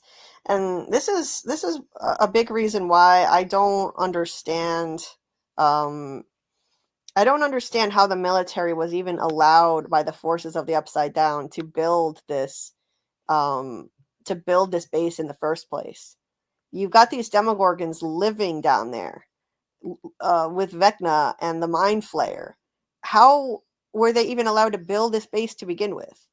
I guess we're just expected to suspend our disbelief on this, because this should have happened on day one when they were trying to build this base. They shouldn't have even been permitted to be here at all. At any moment, this could have happened. And all of these Demogorgons just descend on them and decimate them easily. They're impervious. These things are impervious to bullets. You can kill them by burning them sometimes, but I mean, even that, it's not so easy to do. They can survive being set on fire. So, yeah, I don't know. It's kind of stretching the bounds of disbelief for me. But anyway, it's an awesome scene. The Demogorgons attacking the military, and the military just being totally helpless to combat that kind of a threat. And because these portals can just open up anywhere all around them. I guess the portals are from Dimension X into the Upside Down. It's like they're in the Upside Down now. Usually you see portals in the real world forming, but you've got portals now forming in the Upside Down. I guess from Dimension X, and that's where the Demogorgons are attacking from. I didn't get a lot of great shots of it because it's fast-paced action, so it's going to be all kind of moving and difficult to catch. And then there's a portal here that that opens up right next to the truck where Murray and Robin are. So they bolt. Lucas is down in the tunnels with some of the other kids, and they start running. A portal opens there. And you've got Demogorgons running at breakneck pace, surrounding the military, and in the midst of all that, Mike tries to lead Derek and these other kids to safety. They try to get away, but that doesn't work either. They plan on trying to get to the tunnels and escape that way, but then they get cornered by a Demogorgon too. And Will is affected because he's so connected to Vecna and the Demogorgons, the hive mind. He feels the flames on him as they're being torched with fire. So he's on the ground in horrible pain. That we haven't seen anything like that happen since season 2 when he was possessed by the shadow monster from the Upside Down, and when any of the flayed would get burnt, or Demogorgons or any entity like that, when they would get burnt, he would get burnt. Even the vines from the Upside Down, burning them would burn him because it's all connected in one hive. So Joyce is trying to comfort him. 11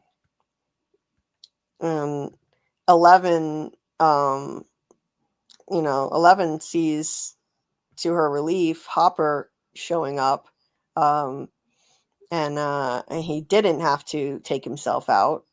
So we got a beautiful moment. It would have been amazing if that had been their last goodbye, but I'm glad it wasn't. I'm glad. It was enough to see that he was willing to do that and that he loves her that much. I'm satisfied with that. Again, I don't need blood to spill on this show to be satisfied with it. He shows up because he discovered what's actually behind that door, and it was not Vecna. And then we cut back to this scene of chaos for a second with Mike. So in this scene, kind of everything keeps cutting back and forth really fast. Because Mike sees a figure appearing behind this gigantic portal right there, and 11 sees what was really behind the door in that mysterious room, and it was 8. I think her number is 8.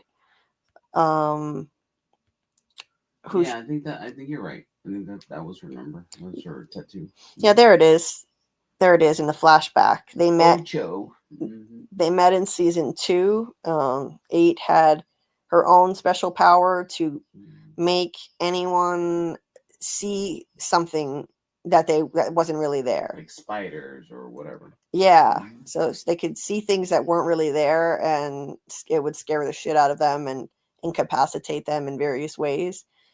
I thought it was an awesome power. I really liked that, but she was a polarizing character. A lot of people didn't like that subplot, and they didn't like 11 being away from Hawkins for an entire episode with 8 and her crew. I didn't like that either. I wish they hadn't kept her away for a whole episode doing that, especially when there are only 8 per season. But I did like the storyline. I wasn't as hard on it as some fans were. they became like sisters, and 8 was pursuing vigilante justice against people who had experimented on her and others at Hawkins' lab. So I'm glad that they brought her back around. I really think that if they hadn't, it would have been like a plot hole. She would have just been out there in the world somewhere, and who knows what happened to her and her powers. I think it makes sense that they're going to need all hands on deck to defeat Vecna. That means they need her powers too. So I really think that it was smart to bring her back and have everything coming to fruition here now. Like no loose threads, no plot holes.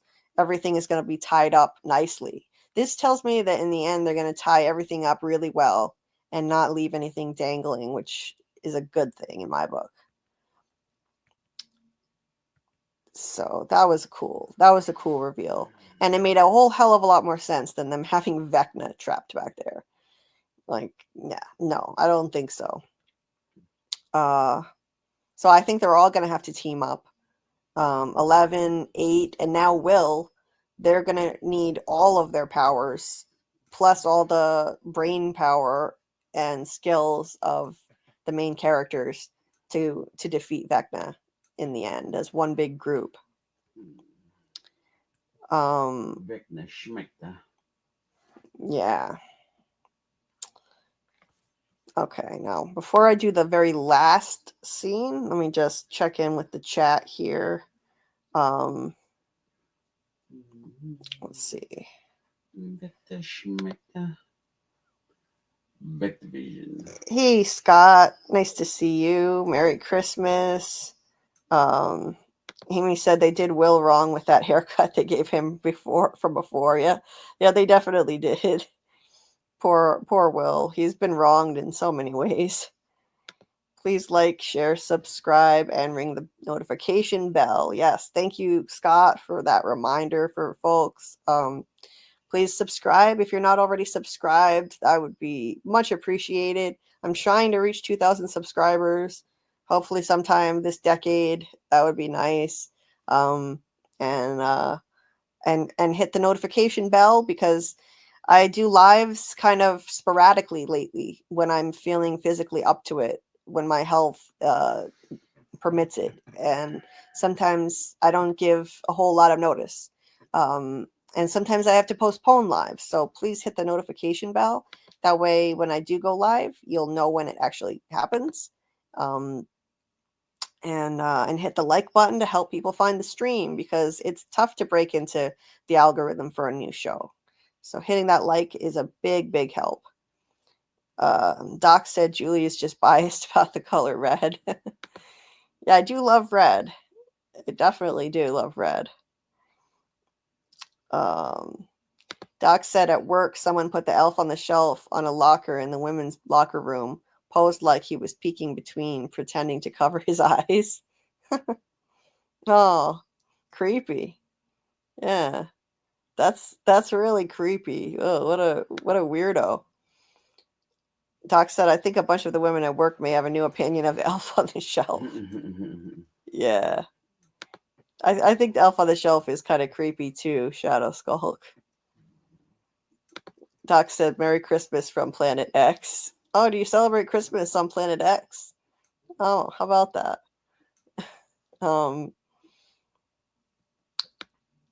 Let's see. Hey, Michael. Just popping in to say hi. Okay, gotta do a little work around the house. Nice to see you, Michael. And Merry Christmas. He said, like, subscribe, give Julie a Christmas hug. Thanks, Michael. Scott said they even have stuffed animals with cameras in them now, too. Oh, geez. For security, the elf could very well have a camera if they wanted. Oh, that's creepy. All right, so the final scene. Let's wrap up this episode. We got the dramatic reveal of Vecna in his turbocharged, new and improved form with the bitchin' shoulder spikes now. That wasn't there before. That's for aerodynamics, right? Maybe. I don't know. It just it looks cool. I'll say that. they wounded him in some way in season 4, and it seems like he just came back stronger and meaner. So yeah, it was a pretty badass reveal. I was impressed with the way they did this. This whole scene was top notch. And yeah, he was impervious to the fire of the military. That was dope. They tried what is that? Is that a flamethrower, or what is that? What is that thing they're using to? Where is it, sweetie? Yeah, a flamethrower. Mm-hmm. That's a flamethrower? Yeah. Okay. Even though it's just kind of hovering there, it's not like actually being thrown. Oh, so it's a flame hoverer. Yeah. It's a flamethrower. And he stops it, of course. He's so powerful that he's able to just, refract it away from himself. And yeah, so the military, there's nothing that they can do against this guy. So this just goes to show that there's only a military base in the Upside Down because he allowed it to happen. He just basically didn't give a shit. He didn't care. Could have went in there and took it down whenever he wanted. Yeah. What you're saying. Yeah, absolutely. Anytime. Yeah, he could have. Anytime. He just didn't care. It's like, you're only here because I allow you to be here. Yeah, that's it. That's it. So, and he also resurrects the wounded Demogorgons. He's able to bring them right back. Oh, nice word, huh? With the 12 disciples and now some resurrection action too, huh? Yeah. He's a godlike entity. He's like an antichrist. And these Demogorgons even chase down Murray's truck. They chase it down and they attack it. They try to get the kids through the ceiling. Murray starts driving like a maniac. Don't try this at home with your tractor trailer truck, because as he does that to try to shake them off, but he winds up flipping the truck on its side in doing so. Great job. Yeah. And like Lucas is running through the tunnels with the kids, which Will can see with his Vecna vision. But then he gets cornered by Demogorgons. And basically everybody is getting cornered every which way. Everyone, literally everyone is in danger. Joyce tries to be like angry mama bear, super mom, screaming, get away from him. Well, that didn't work so well for Holly's mom, and it's not going to work for Joyce either. When Holly's mom thought she could, super mom her way out of, that Demogorgon situation. Yeah, that wasn't going to happen. Vecna just flings Joyce off to the side with just a flick of his hand. And then we got the much anticipated moment that we saw in the trailer for this season. Will levitating, Vecna causing him to levitate, and with his nasty ass fingernails here, beckoning him over to him. This looked terrifying in the trailer, and it looked like it was not going to end well for Will. I mean, at the very least, I thought this was going to be the cliffhanger, that it would end with Will in dire jeopardy, and everyone else too. It looked like he was going to take Will, and everyone else was going to be in serious harm's way, and that would be it. That would be the end of that. Vecna tells Will, can you see the children? Do you know why I chose them to reshape the world? And then you see like shots of the kids being taken out of the truck, by the Demogorgons, being taken out of the tunnels. They come and get them from there, which is really sad to watch happening. So that he does succeed in getting the children. He says it's because they are weak. weak in body and mind. And then they get dragged off.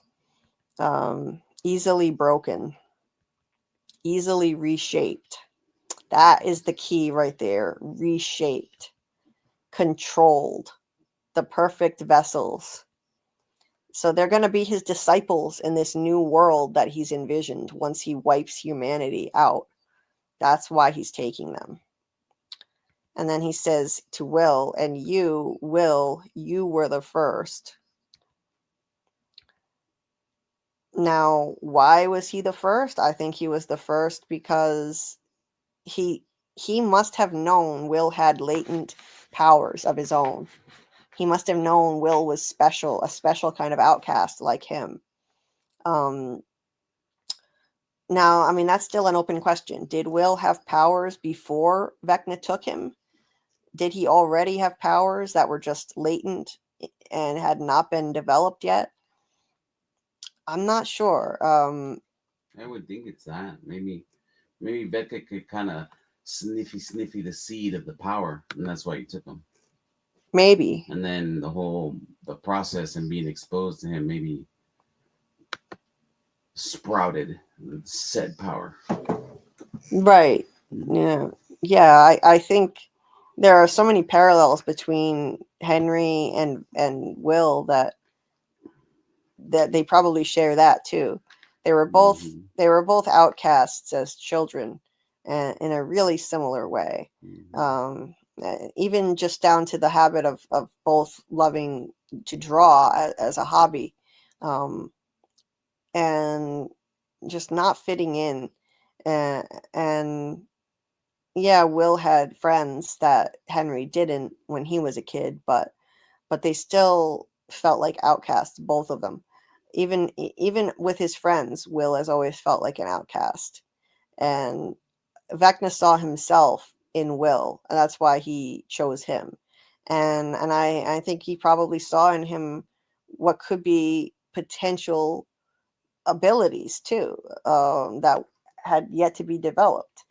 But I think if he knew Will's full potential and what he could be capable of in terms of superpowers, then he wouldn't have messed with Will, because I think Will is going to be the key in the end to taking him down. Take him down, homie.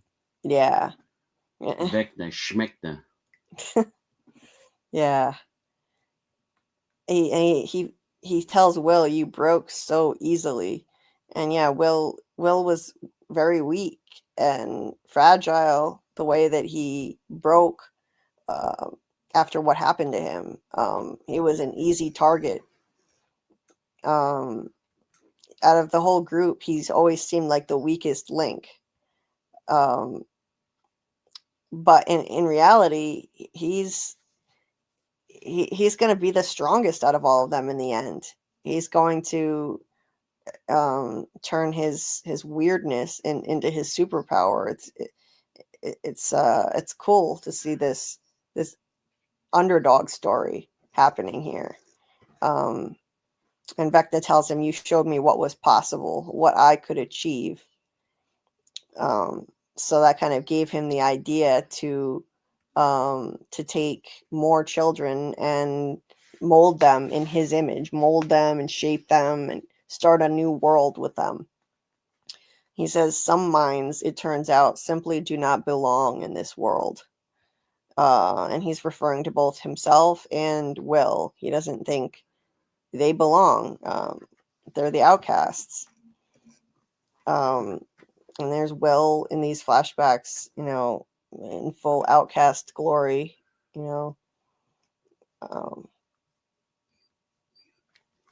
hold on just one second.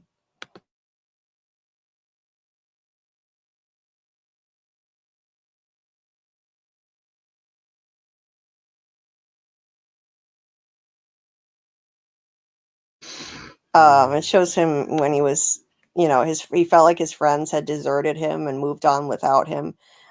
He was trashing their castle buyers, and there he was, crying in the car, having these unrequited feelings for his best friend, and Yeah, he's never felt like he fully belonged. And Vecna says they belong in mine. So he thinks Will belongs in his world, not his own. Well, I think I think Will has some other ideas. He doesn't want any part of Vecna's world.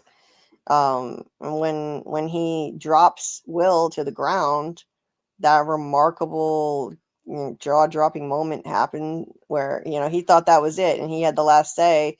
Vecna's walking away, and then Will sees he sees through some of the Demogorgon's eyes, and where everybody is being cornered, all his friends, Robin, Lucas, Mike, they're all being cornered simultaneously, and Will can see through the eyes of all of these Demogorgons.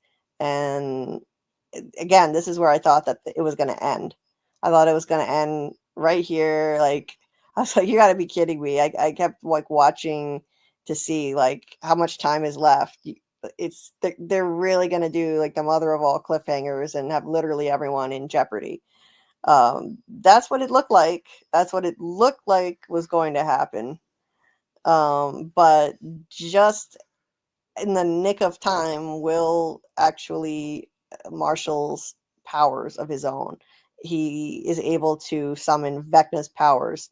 By tapping into Vecna's mind, he is able to wield Vecna's powers, and he literally freezes this Demogorgon as it's about to attack Mike, just in time, before Mike would have been murdered. And it's Will doing it. And that was amazing. And you hear the voiceover of Robin, what she had been saying earlier, and now it takes on a whole new meaning. I was looking for the answers in somebody else, but I had all the answers. And there's some footage of Will when he was a little kid. And then that voiceover saying, I needed to just stop being so goddamn scared of who I really was. And you got little Will making Fort Byers or Castle Byers, and it says home of Will the Wise. Yeah, he's a wizard in a way that none of us ever would have expected. A literal one. All this time he is dressed up in his wizard outfit. What a cool moment, as he's really becoming a real one before our eyes. You see him dressed up in a wizard costume as a little kid, now knowing what he was destined to become. It's such a cool moment. I love this twist. I really do. I like 11, but I don't need this to be the 11 show. I like that someone else has powers now, other than just her, and the upside down entities. I really love this. I love this twist. And there's the frozen Demogorgon right there. What a cool shot. Mike gets up and he's in complete disbelief. Like, the thing was about to kill him a second before.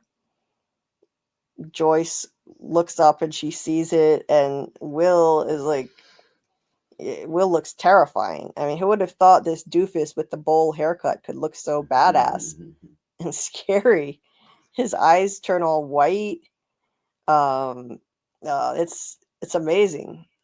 And he, with gestures of his hands like this, he's able to take control of all the Demogorgons attacking his friends in all the various places. Saves Lucas. Again, it's just frozen in front of him. Another awesome shot right there. And then there's Robin, also saved just in time before she would have been killed. Yeah. And they're all just completely, they all have the same baffled look when it happens, when they're saved. And then he pulls a Vecna on one of the Demogorgons. He makes the thing levitate and breaks all the bones in its body. Yeah, he's looking down at, like, through that Vecna vision, looking down at his friends. This is so cool. Looking down at Lucas and Robin. And I loved how he turned the tables, and he pulled a Vecna. He made this thing levitate, broke all its bones, and then it just fell, just like Vecna did to Max. Amazing. Yeah, what an epic ending. And then the camera pans in as he's got that the blood dripping from his nose, that trope. He wipes it away, and then it just ends on his badass face. Classic. The camera angle and everything, just the classic badass camera angle on his face, him looking up. Never would have thought he could look so badass, but there it is. Loved it. Loved that twist. That was amazing. And so I'm excited to see where they're going with this next. Do you think that was predictable that he wound up having powers, Karl? Do you think it was too predictable? Or I thought the reveal was cool, I think you can, kind of expect something like that and it not be predictable, It's kind of like an evolution, It's like the Pokemon is gonna evolve, you know what I mean? Yeah. Mm-hmm. Yep. I liked it. Yeah, I did too. You? You thought it was like badass, and you were like, yes, finally, right? Yeah. That's what I remember your reaction being. Yeah.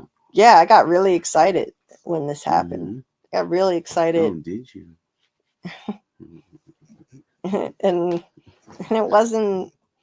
Yeah, it wasn't too predictable for me, even though I know people have theorized about Will developing powers.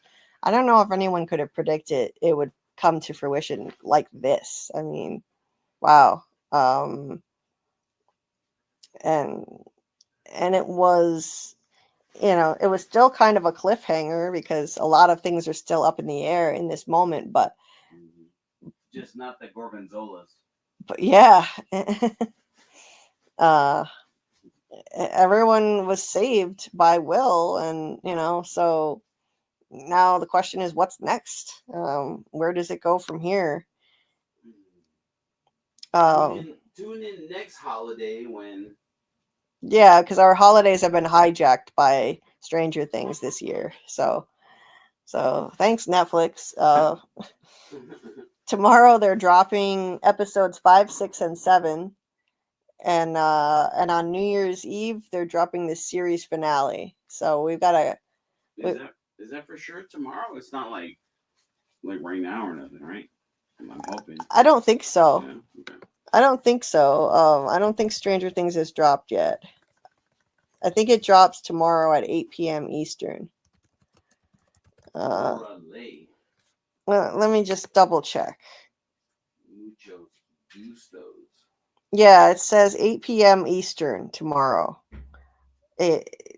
Christmas Day, 8 p.m. Eastern. So that's that. And then we're gonna try our best to cover episodes 5, 6, and 7, and then within the next week. We'll have a week to cover them before the series finale drops. So I'm probably gonna schedule 2 live streams for that. We'll see. Maybe we'll do 3, but make them relatively short ones like this. This has only been 2 hours. So maybe we could do a live stream for 5, 6, and 7 and just make sure that they're like 2 hours each or 2.5 max. We'll see. I want to do at least 2 live streams. So we'll either do one on 5 and 6 and then another on 7 or 3 separate live streams. we also have to fit in Pluribus. We have to do a live to cover the season finale of Pluribus, and I would like to do one on Fallout episodes 1 and 2. So busy jujubee, huh? so it's a lot. Yeah, it's a lot to fit in. But we're So gonna she try. said. We're gonna try. Now stay tuned for what days and times those are going to happen. I'll post them on the YouTube community tab and in Discord when I have some idea of what nights we're going to be doing each stream. But it's going to be subject to change based on how much pain I'm in at any given day or time, of course. And so things may get postponed. Make sure your notifications are on. Scarlett is doing her Christmas thing, I assume. Scarlett doesn't cover this one with us. She covers Pluribus with us. And of course all the From streams and all the Doug streams, and but not this one. And the rivers and the streams. You know what I'm saying? Yeah. Doc says Scarlett went to punish bad children with Krampus. She does love Krampus. Krampus needs someone to make the goat noises when his voice gets tired. Okay, so before we go, let's take a quick look at the trailer for Volume 2. And I know you don't like olives, so. oh, okay. Let's take a quick look at the trailer for Volume 2 before we go. So this is your spoiler warning. If you don't want to see any images or hear anything about the trailer, this is right there, babe. This is your fair warning. You heard what I said? So, in the trailer, we've got Nancy, Jonathan, Steve, and Dustin with flashlights. There are 2 different trailers that I found. One of them is called Sacrifice. I don't like that word. Sounds like someone's going to sacrifice themselves. I think at least one person is going to sacrifice their life before this is over. I definitely think that's going to happen. I don't know who it's going to be. Obviously, Steve is the most likely choice to sacrifice his life, but it could just as easily be anyone else. I could see any one of them sacrificing their life if it came down to it. I think Steve is the likeliest to do it, but it could wind up being Jonathan. Jonathan is Will's brother after all, and he has a lot at stake. If anything were to happen to Will, or if Will is in enough danger, I think Jonathan would lay down his life for him. Steve would lay down his life for any of them. And Hopper would obviously sacrifice himself in a heartbeat. Joyce would. I mean, anyone. It could be anyone. And you had this kind of chilling scene where Steve and Dustin said to each other, "You die, I die," kind of making a weird pact. I didn't like the sound of that. Because it kind of looks like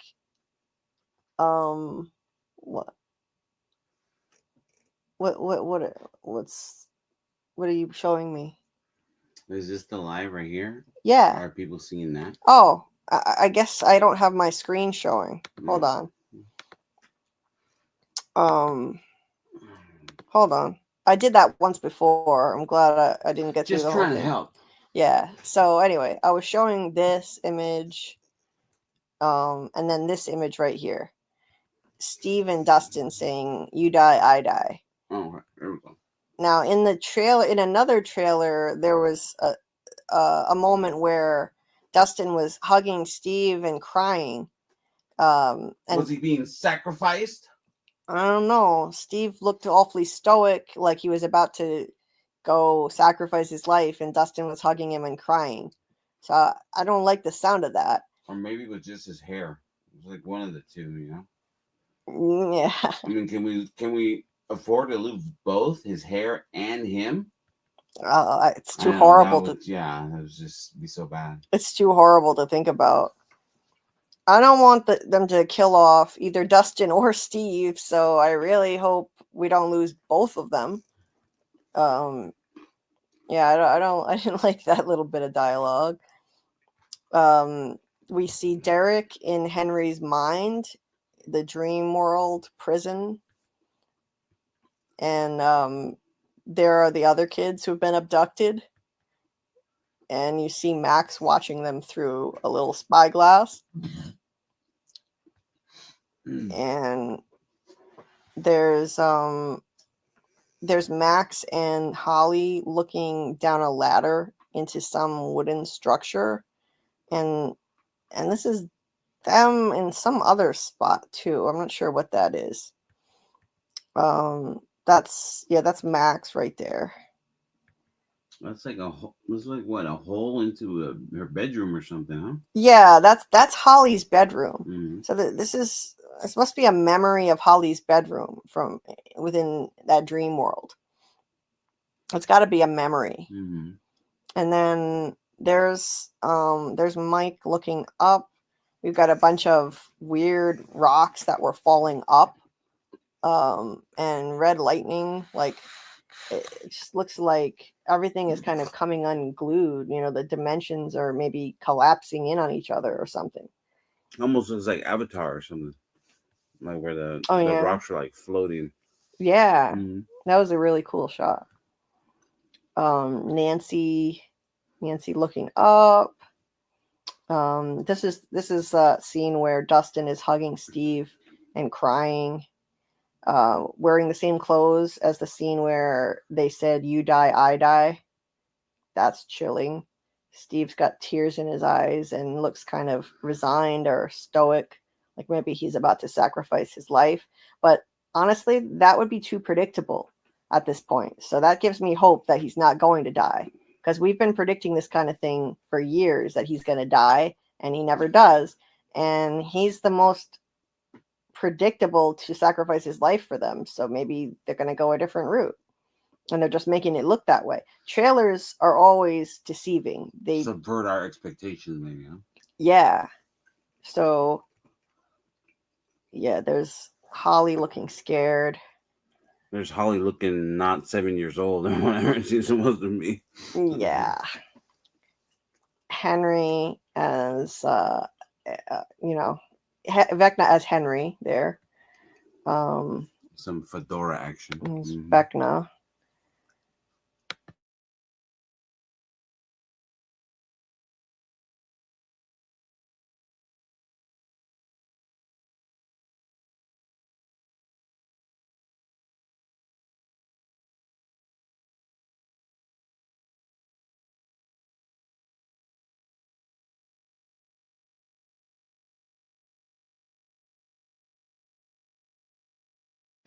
Sorry about that. You got it, boo boo. Oh. Anyway, sorry about that. So there's Vecna. There's a portal there.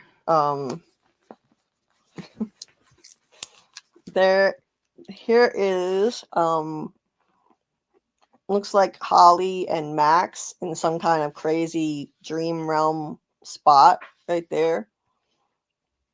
That's the girlfriend of why do I always fumble for her name? It's Robin. Robin's girlfriend at the hospital. I forget, but I was fumbling for Robin's name, actually. I don't remember her girlfriend's name at all. Was it like Dana or something? No, I don't think so. No. Shannon or something, maybe. I forget. It shows her seeing a bunch of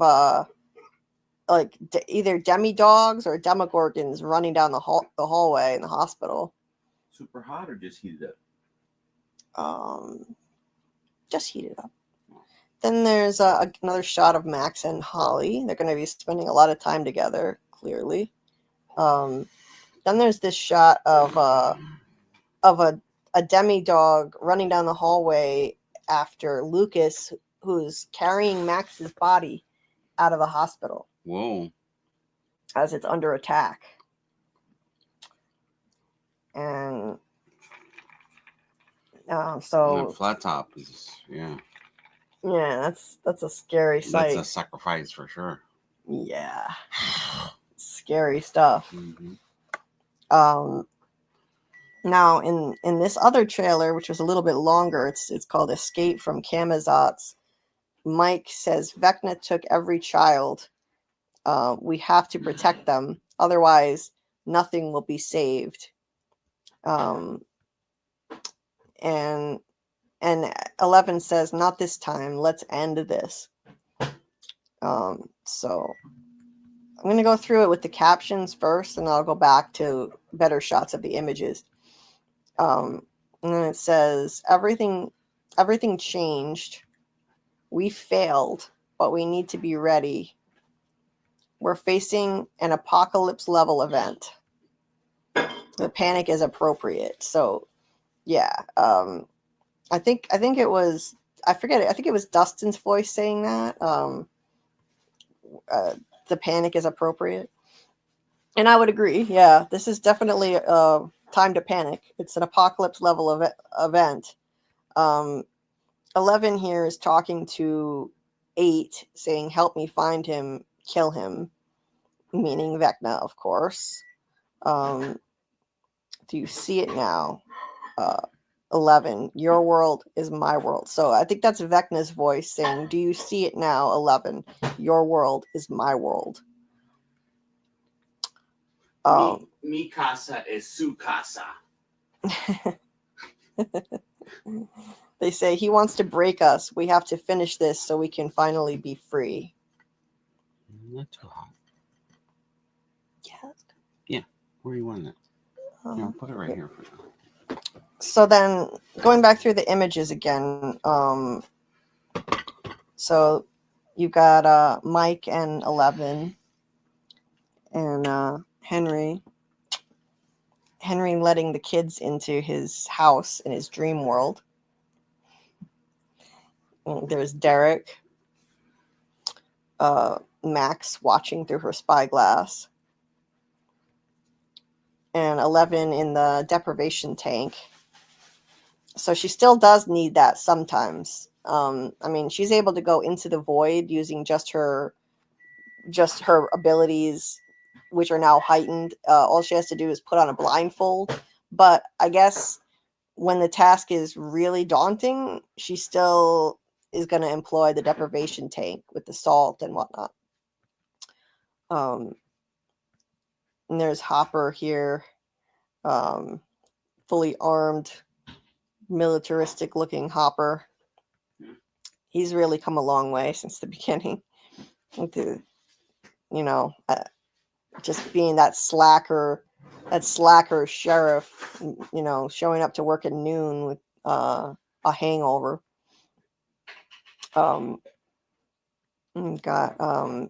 Looks like Joyce praying, maybe, worrying about Will and Mike watching her.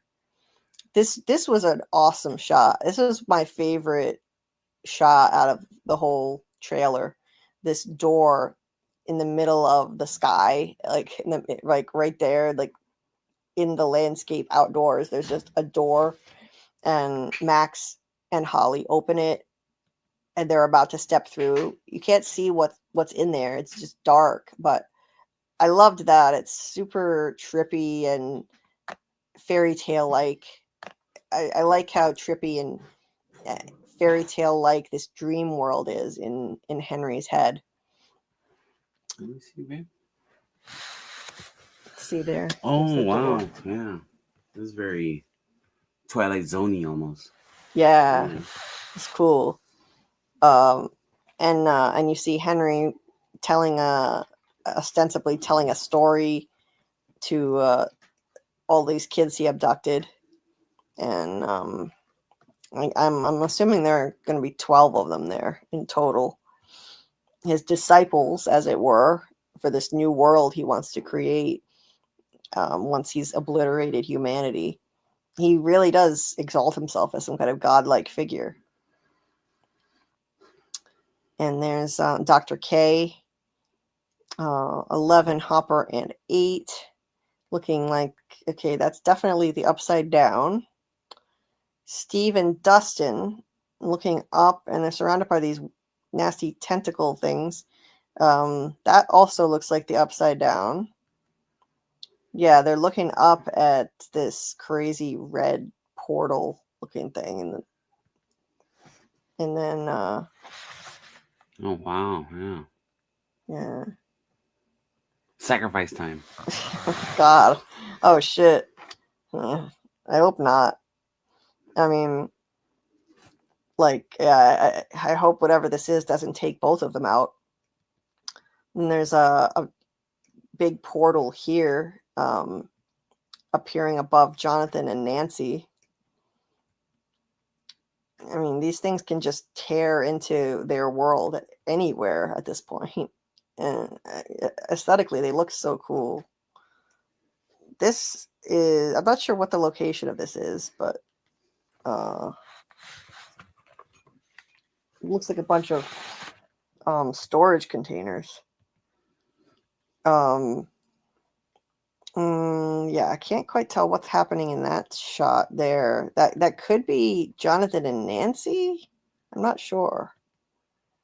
If this is the trailers are meant to be deceiving, so this may not be happening in the same scene. So that might not be Jonathan and Nancy getting blasted.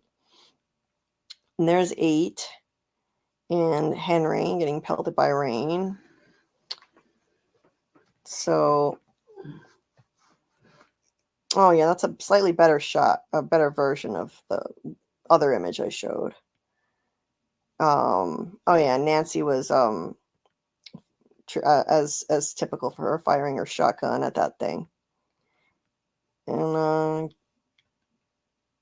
yeah, there's a shot, a really creepy shot of Henry and his head kind of like contorting in a weird way. It looked like maybe someone was doing something to him. Maybe 11 was doing something to him to cause that. Hard to say. But and there was also a shot of his hand turning into Vecna's claw there too, but I wasn't able to grab that. It's Vecna again, and yeah, look at this unsettling moment. Like maybe Steve about to sacrifice himself, but hopefully not. Will screaming. Killer acting he's doing. Really awesome acting. And Max and Holly, and there was a shot of them running through the woods together too. And there's another shot of that looks like one we've already seen, maybe, but no, I don't think so. No, that's a different shot of Will with his eyes going all white, channeling his Vecna powers again. And let's see, it looks like Mike and 11. Nancy shooting at the military? Are they actually? Is she actually exchanging fire with the military? Let me see. Yeah, that's what that looks like. Wow. Yeah, that's not good. Yeah. Maybe they're just trying to keep their heads down or something as somebody tries to escape or something. I don't know. Yeah. There's Steve and Dustin inside something that looks like it's been melted. Mm-hmm. And that looks like Dustin like grabs him in a bear hug before he's about to go do something dangerous. That's what that looks like. Sacrifice? Doesn't mean he's gonna die. You don't like that word, huh? You don't like that word associated to Steve? Yeah. No. You're gonna miss the hair, huh? Just I'd miss the character. He's crushing on the hair. Is that what it is? No, he's just a great character. I've always loved that the way that he redeemed himself. Guy shows up in a BMW and is like, "Hey, baby, no, you want to go for a ride?" I love the way he's redeemed himself. his redemption arc after being such a douchebag. I like a good redemption arc. Anyway, Bad boy turned good. so that's the trailer. That's the trailer for Volume 2. And so let me check back in with you one more time and say goodnight. Merry Christmas to you too, Christine Jellybean. And aren't goat noises just human screams? Yeah, they sound like it. I mean, because they do basically scream. Scott said, I do sometimes wonder if when they make these series, if they get rid of the higher paid actors first sometimes, because nothing makes sense. Who leaves early? Yeah, it could be, to save money on their budget. They definitely spend a fortune on this show. So, and Amy, yeah, 11 is like the 11th kid they experimented on, I think. And Henry was the first. Henry is 1.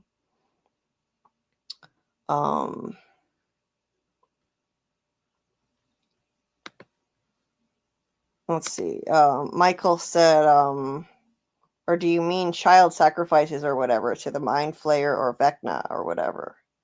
Yeah, I mean, they could be kind of like child sacrifices. That's true. Amy said, I mean, for Vecna's clock of 12 kids was 11, possibly the 11th one. Right, maybe like right before the clock strikes 12 and the world ends. I don't know. I'm sorry, I'm like a zombie right now. I'm like so exhausted. My boss had me running around doing all kind of stuff today.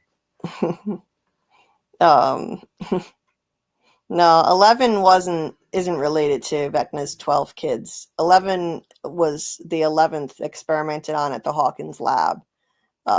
She was tattooed there, and named that by the guy Dr. Brenner, who ran the lab. Yeah, the cast, they do seem sweet. They do seem like really genuinely nice people.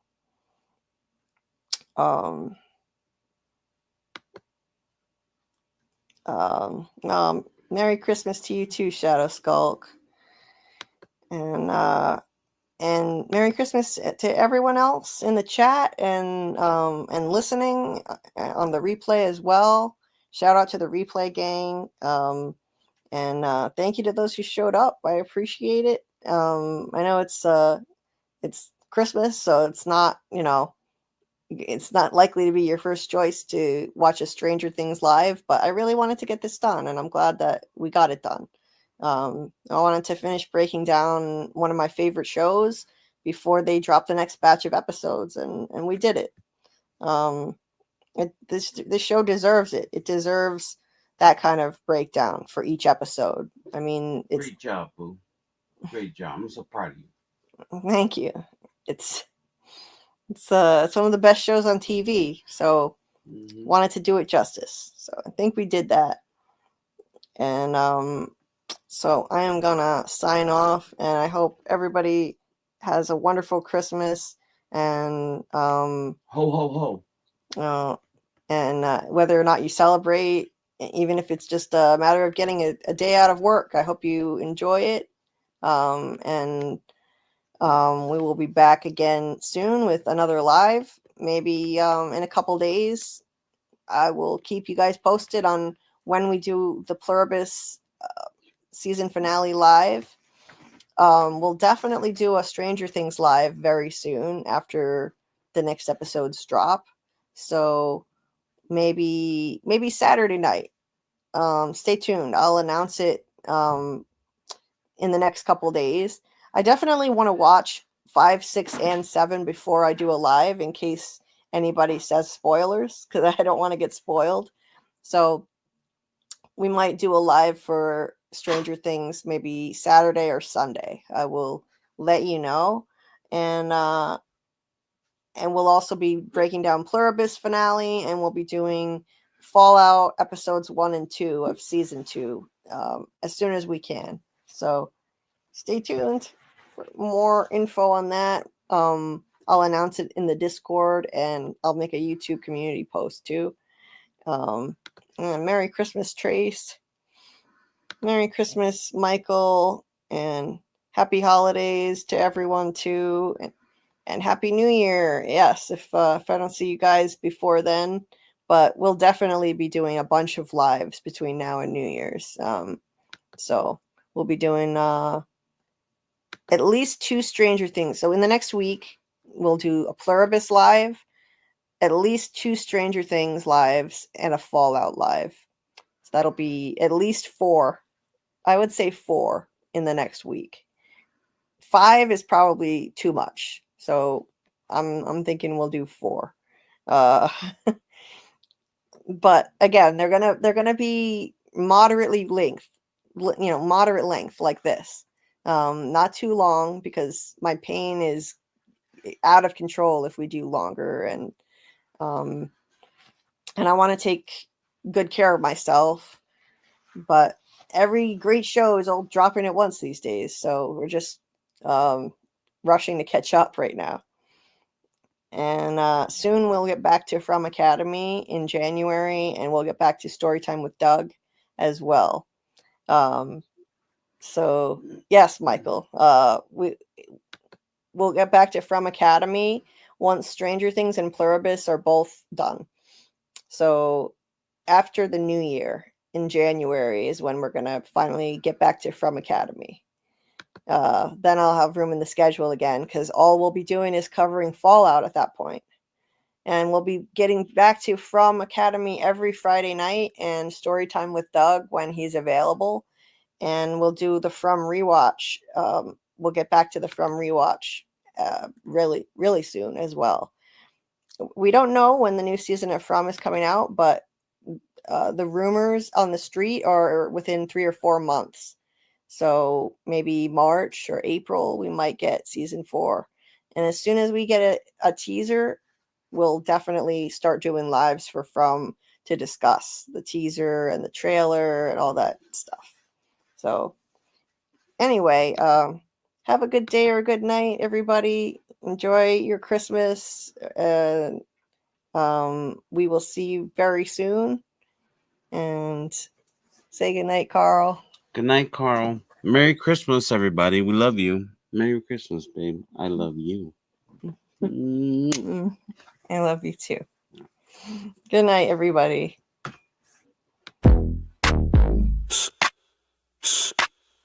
Yeah. That's a theory creaking open, baby. Yo, welcome to the screen where the plot gets bent. Julie B deep dives, not just for content. She don't react, she dissects those threads from the lens, catching clues y'all missed when the credits end. What you know about freeze framing frames and while you blinking, she building an evidence drum. Got a notebook thicker than the lore itself, and a chat full of nerds with a mental health shelf. Yeah, she sees the glitch, peep the double cross. You just watching TV, she talk to the boss. Every theory and thesis, no throwaway guess. While y'all on season 1, she in season 8. Said rewind it slow it, zoom in, enhance. Julie B caught the symbol in the window glance. While you tweeting what just happened like a clown, she already made a flow chart, color coded breakdown. They don't die like us, they don't vibe like us. They binge and they bounce, we revive that trust. They skip intros, we every frame. You watch shows, we decode the game. They don't die like us, nah, they don't die like us. She cracked Severance before y'all knew it was deep. Predicted the Last of Us deaths in her sleep. When the camera pans, she ain't blinking once. Catch a ghost in the glass, call it theory punch. Watch parties lit like apocalypse nights. Call-ins while they bringing alien rights. Hey Julie, I think the trees are spies. Well, I have a spreadsheet that confirms that, guys. Zoom in, boom in, she moving through clues. Spinning Discord in the courtrooms, Lord of views. Got miles of receipts. Time stands with heat. Every rewatch turns into a Reddit elite. You stuck on the surface, we beneath with maps. Cross-referencing lore with the rector's caps. If your fave show got secrets, don't be dumb. Julie got the chalkboard out in Frum's where it's from. They don't dive like us, they don't vibe like us. They skim the edge, we inside that crust. They zone out, we zone in the pain. You say plot twist, we say nope, chain. They don't dive like us, nah, they don't dive like us. What's that? That ain't a blooper, that's a plot thread. You thought it was a shadow? She thought it was a coded message from season 3. And she's probably right.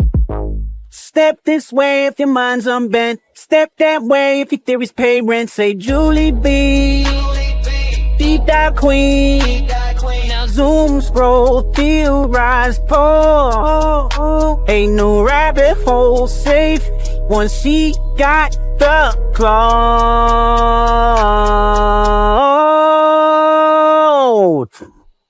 They don't die.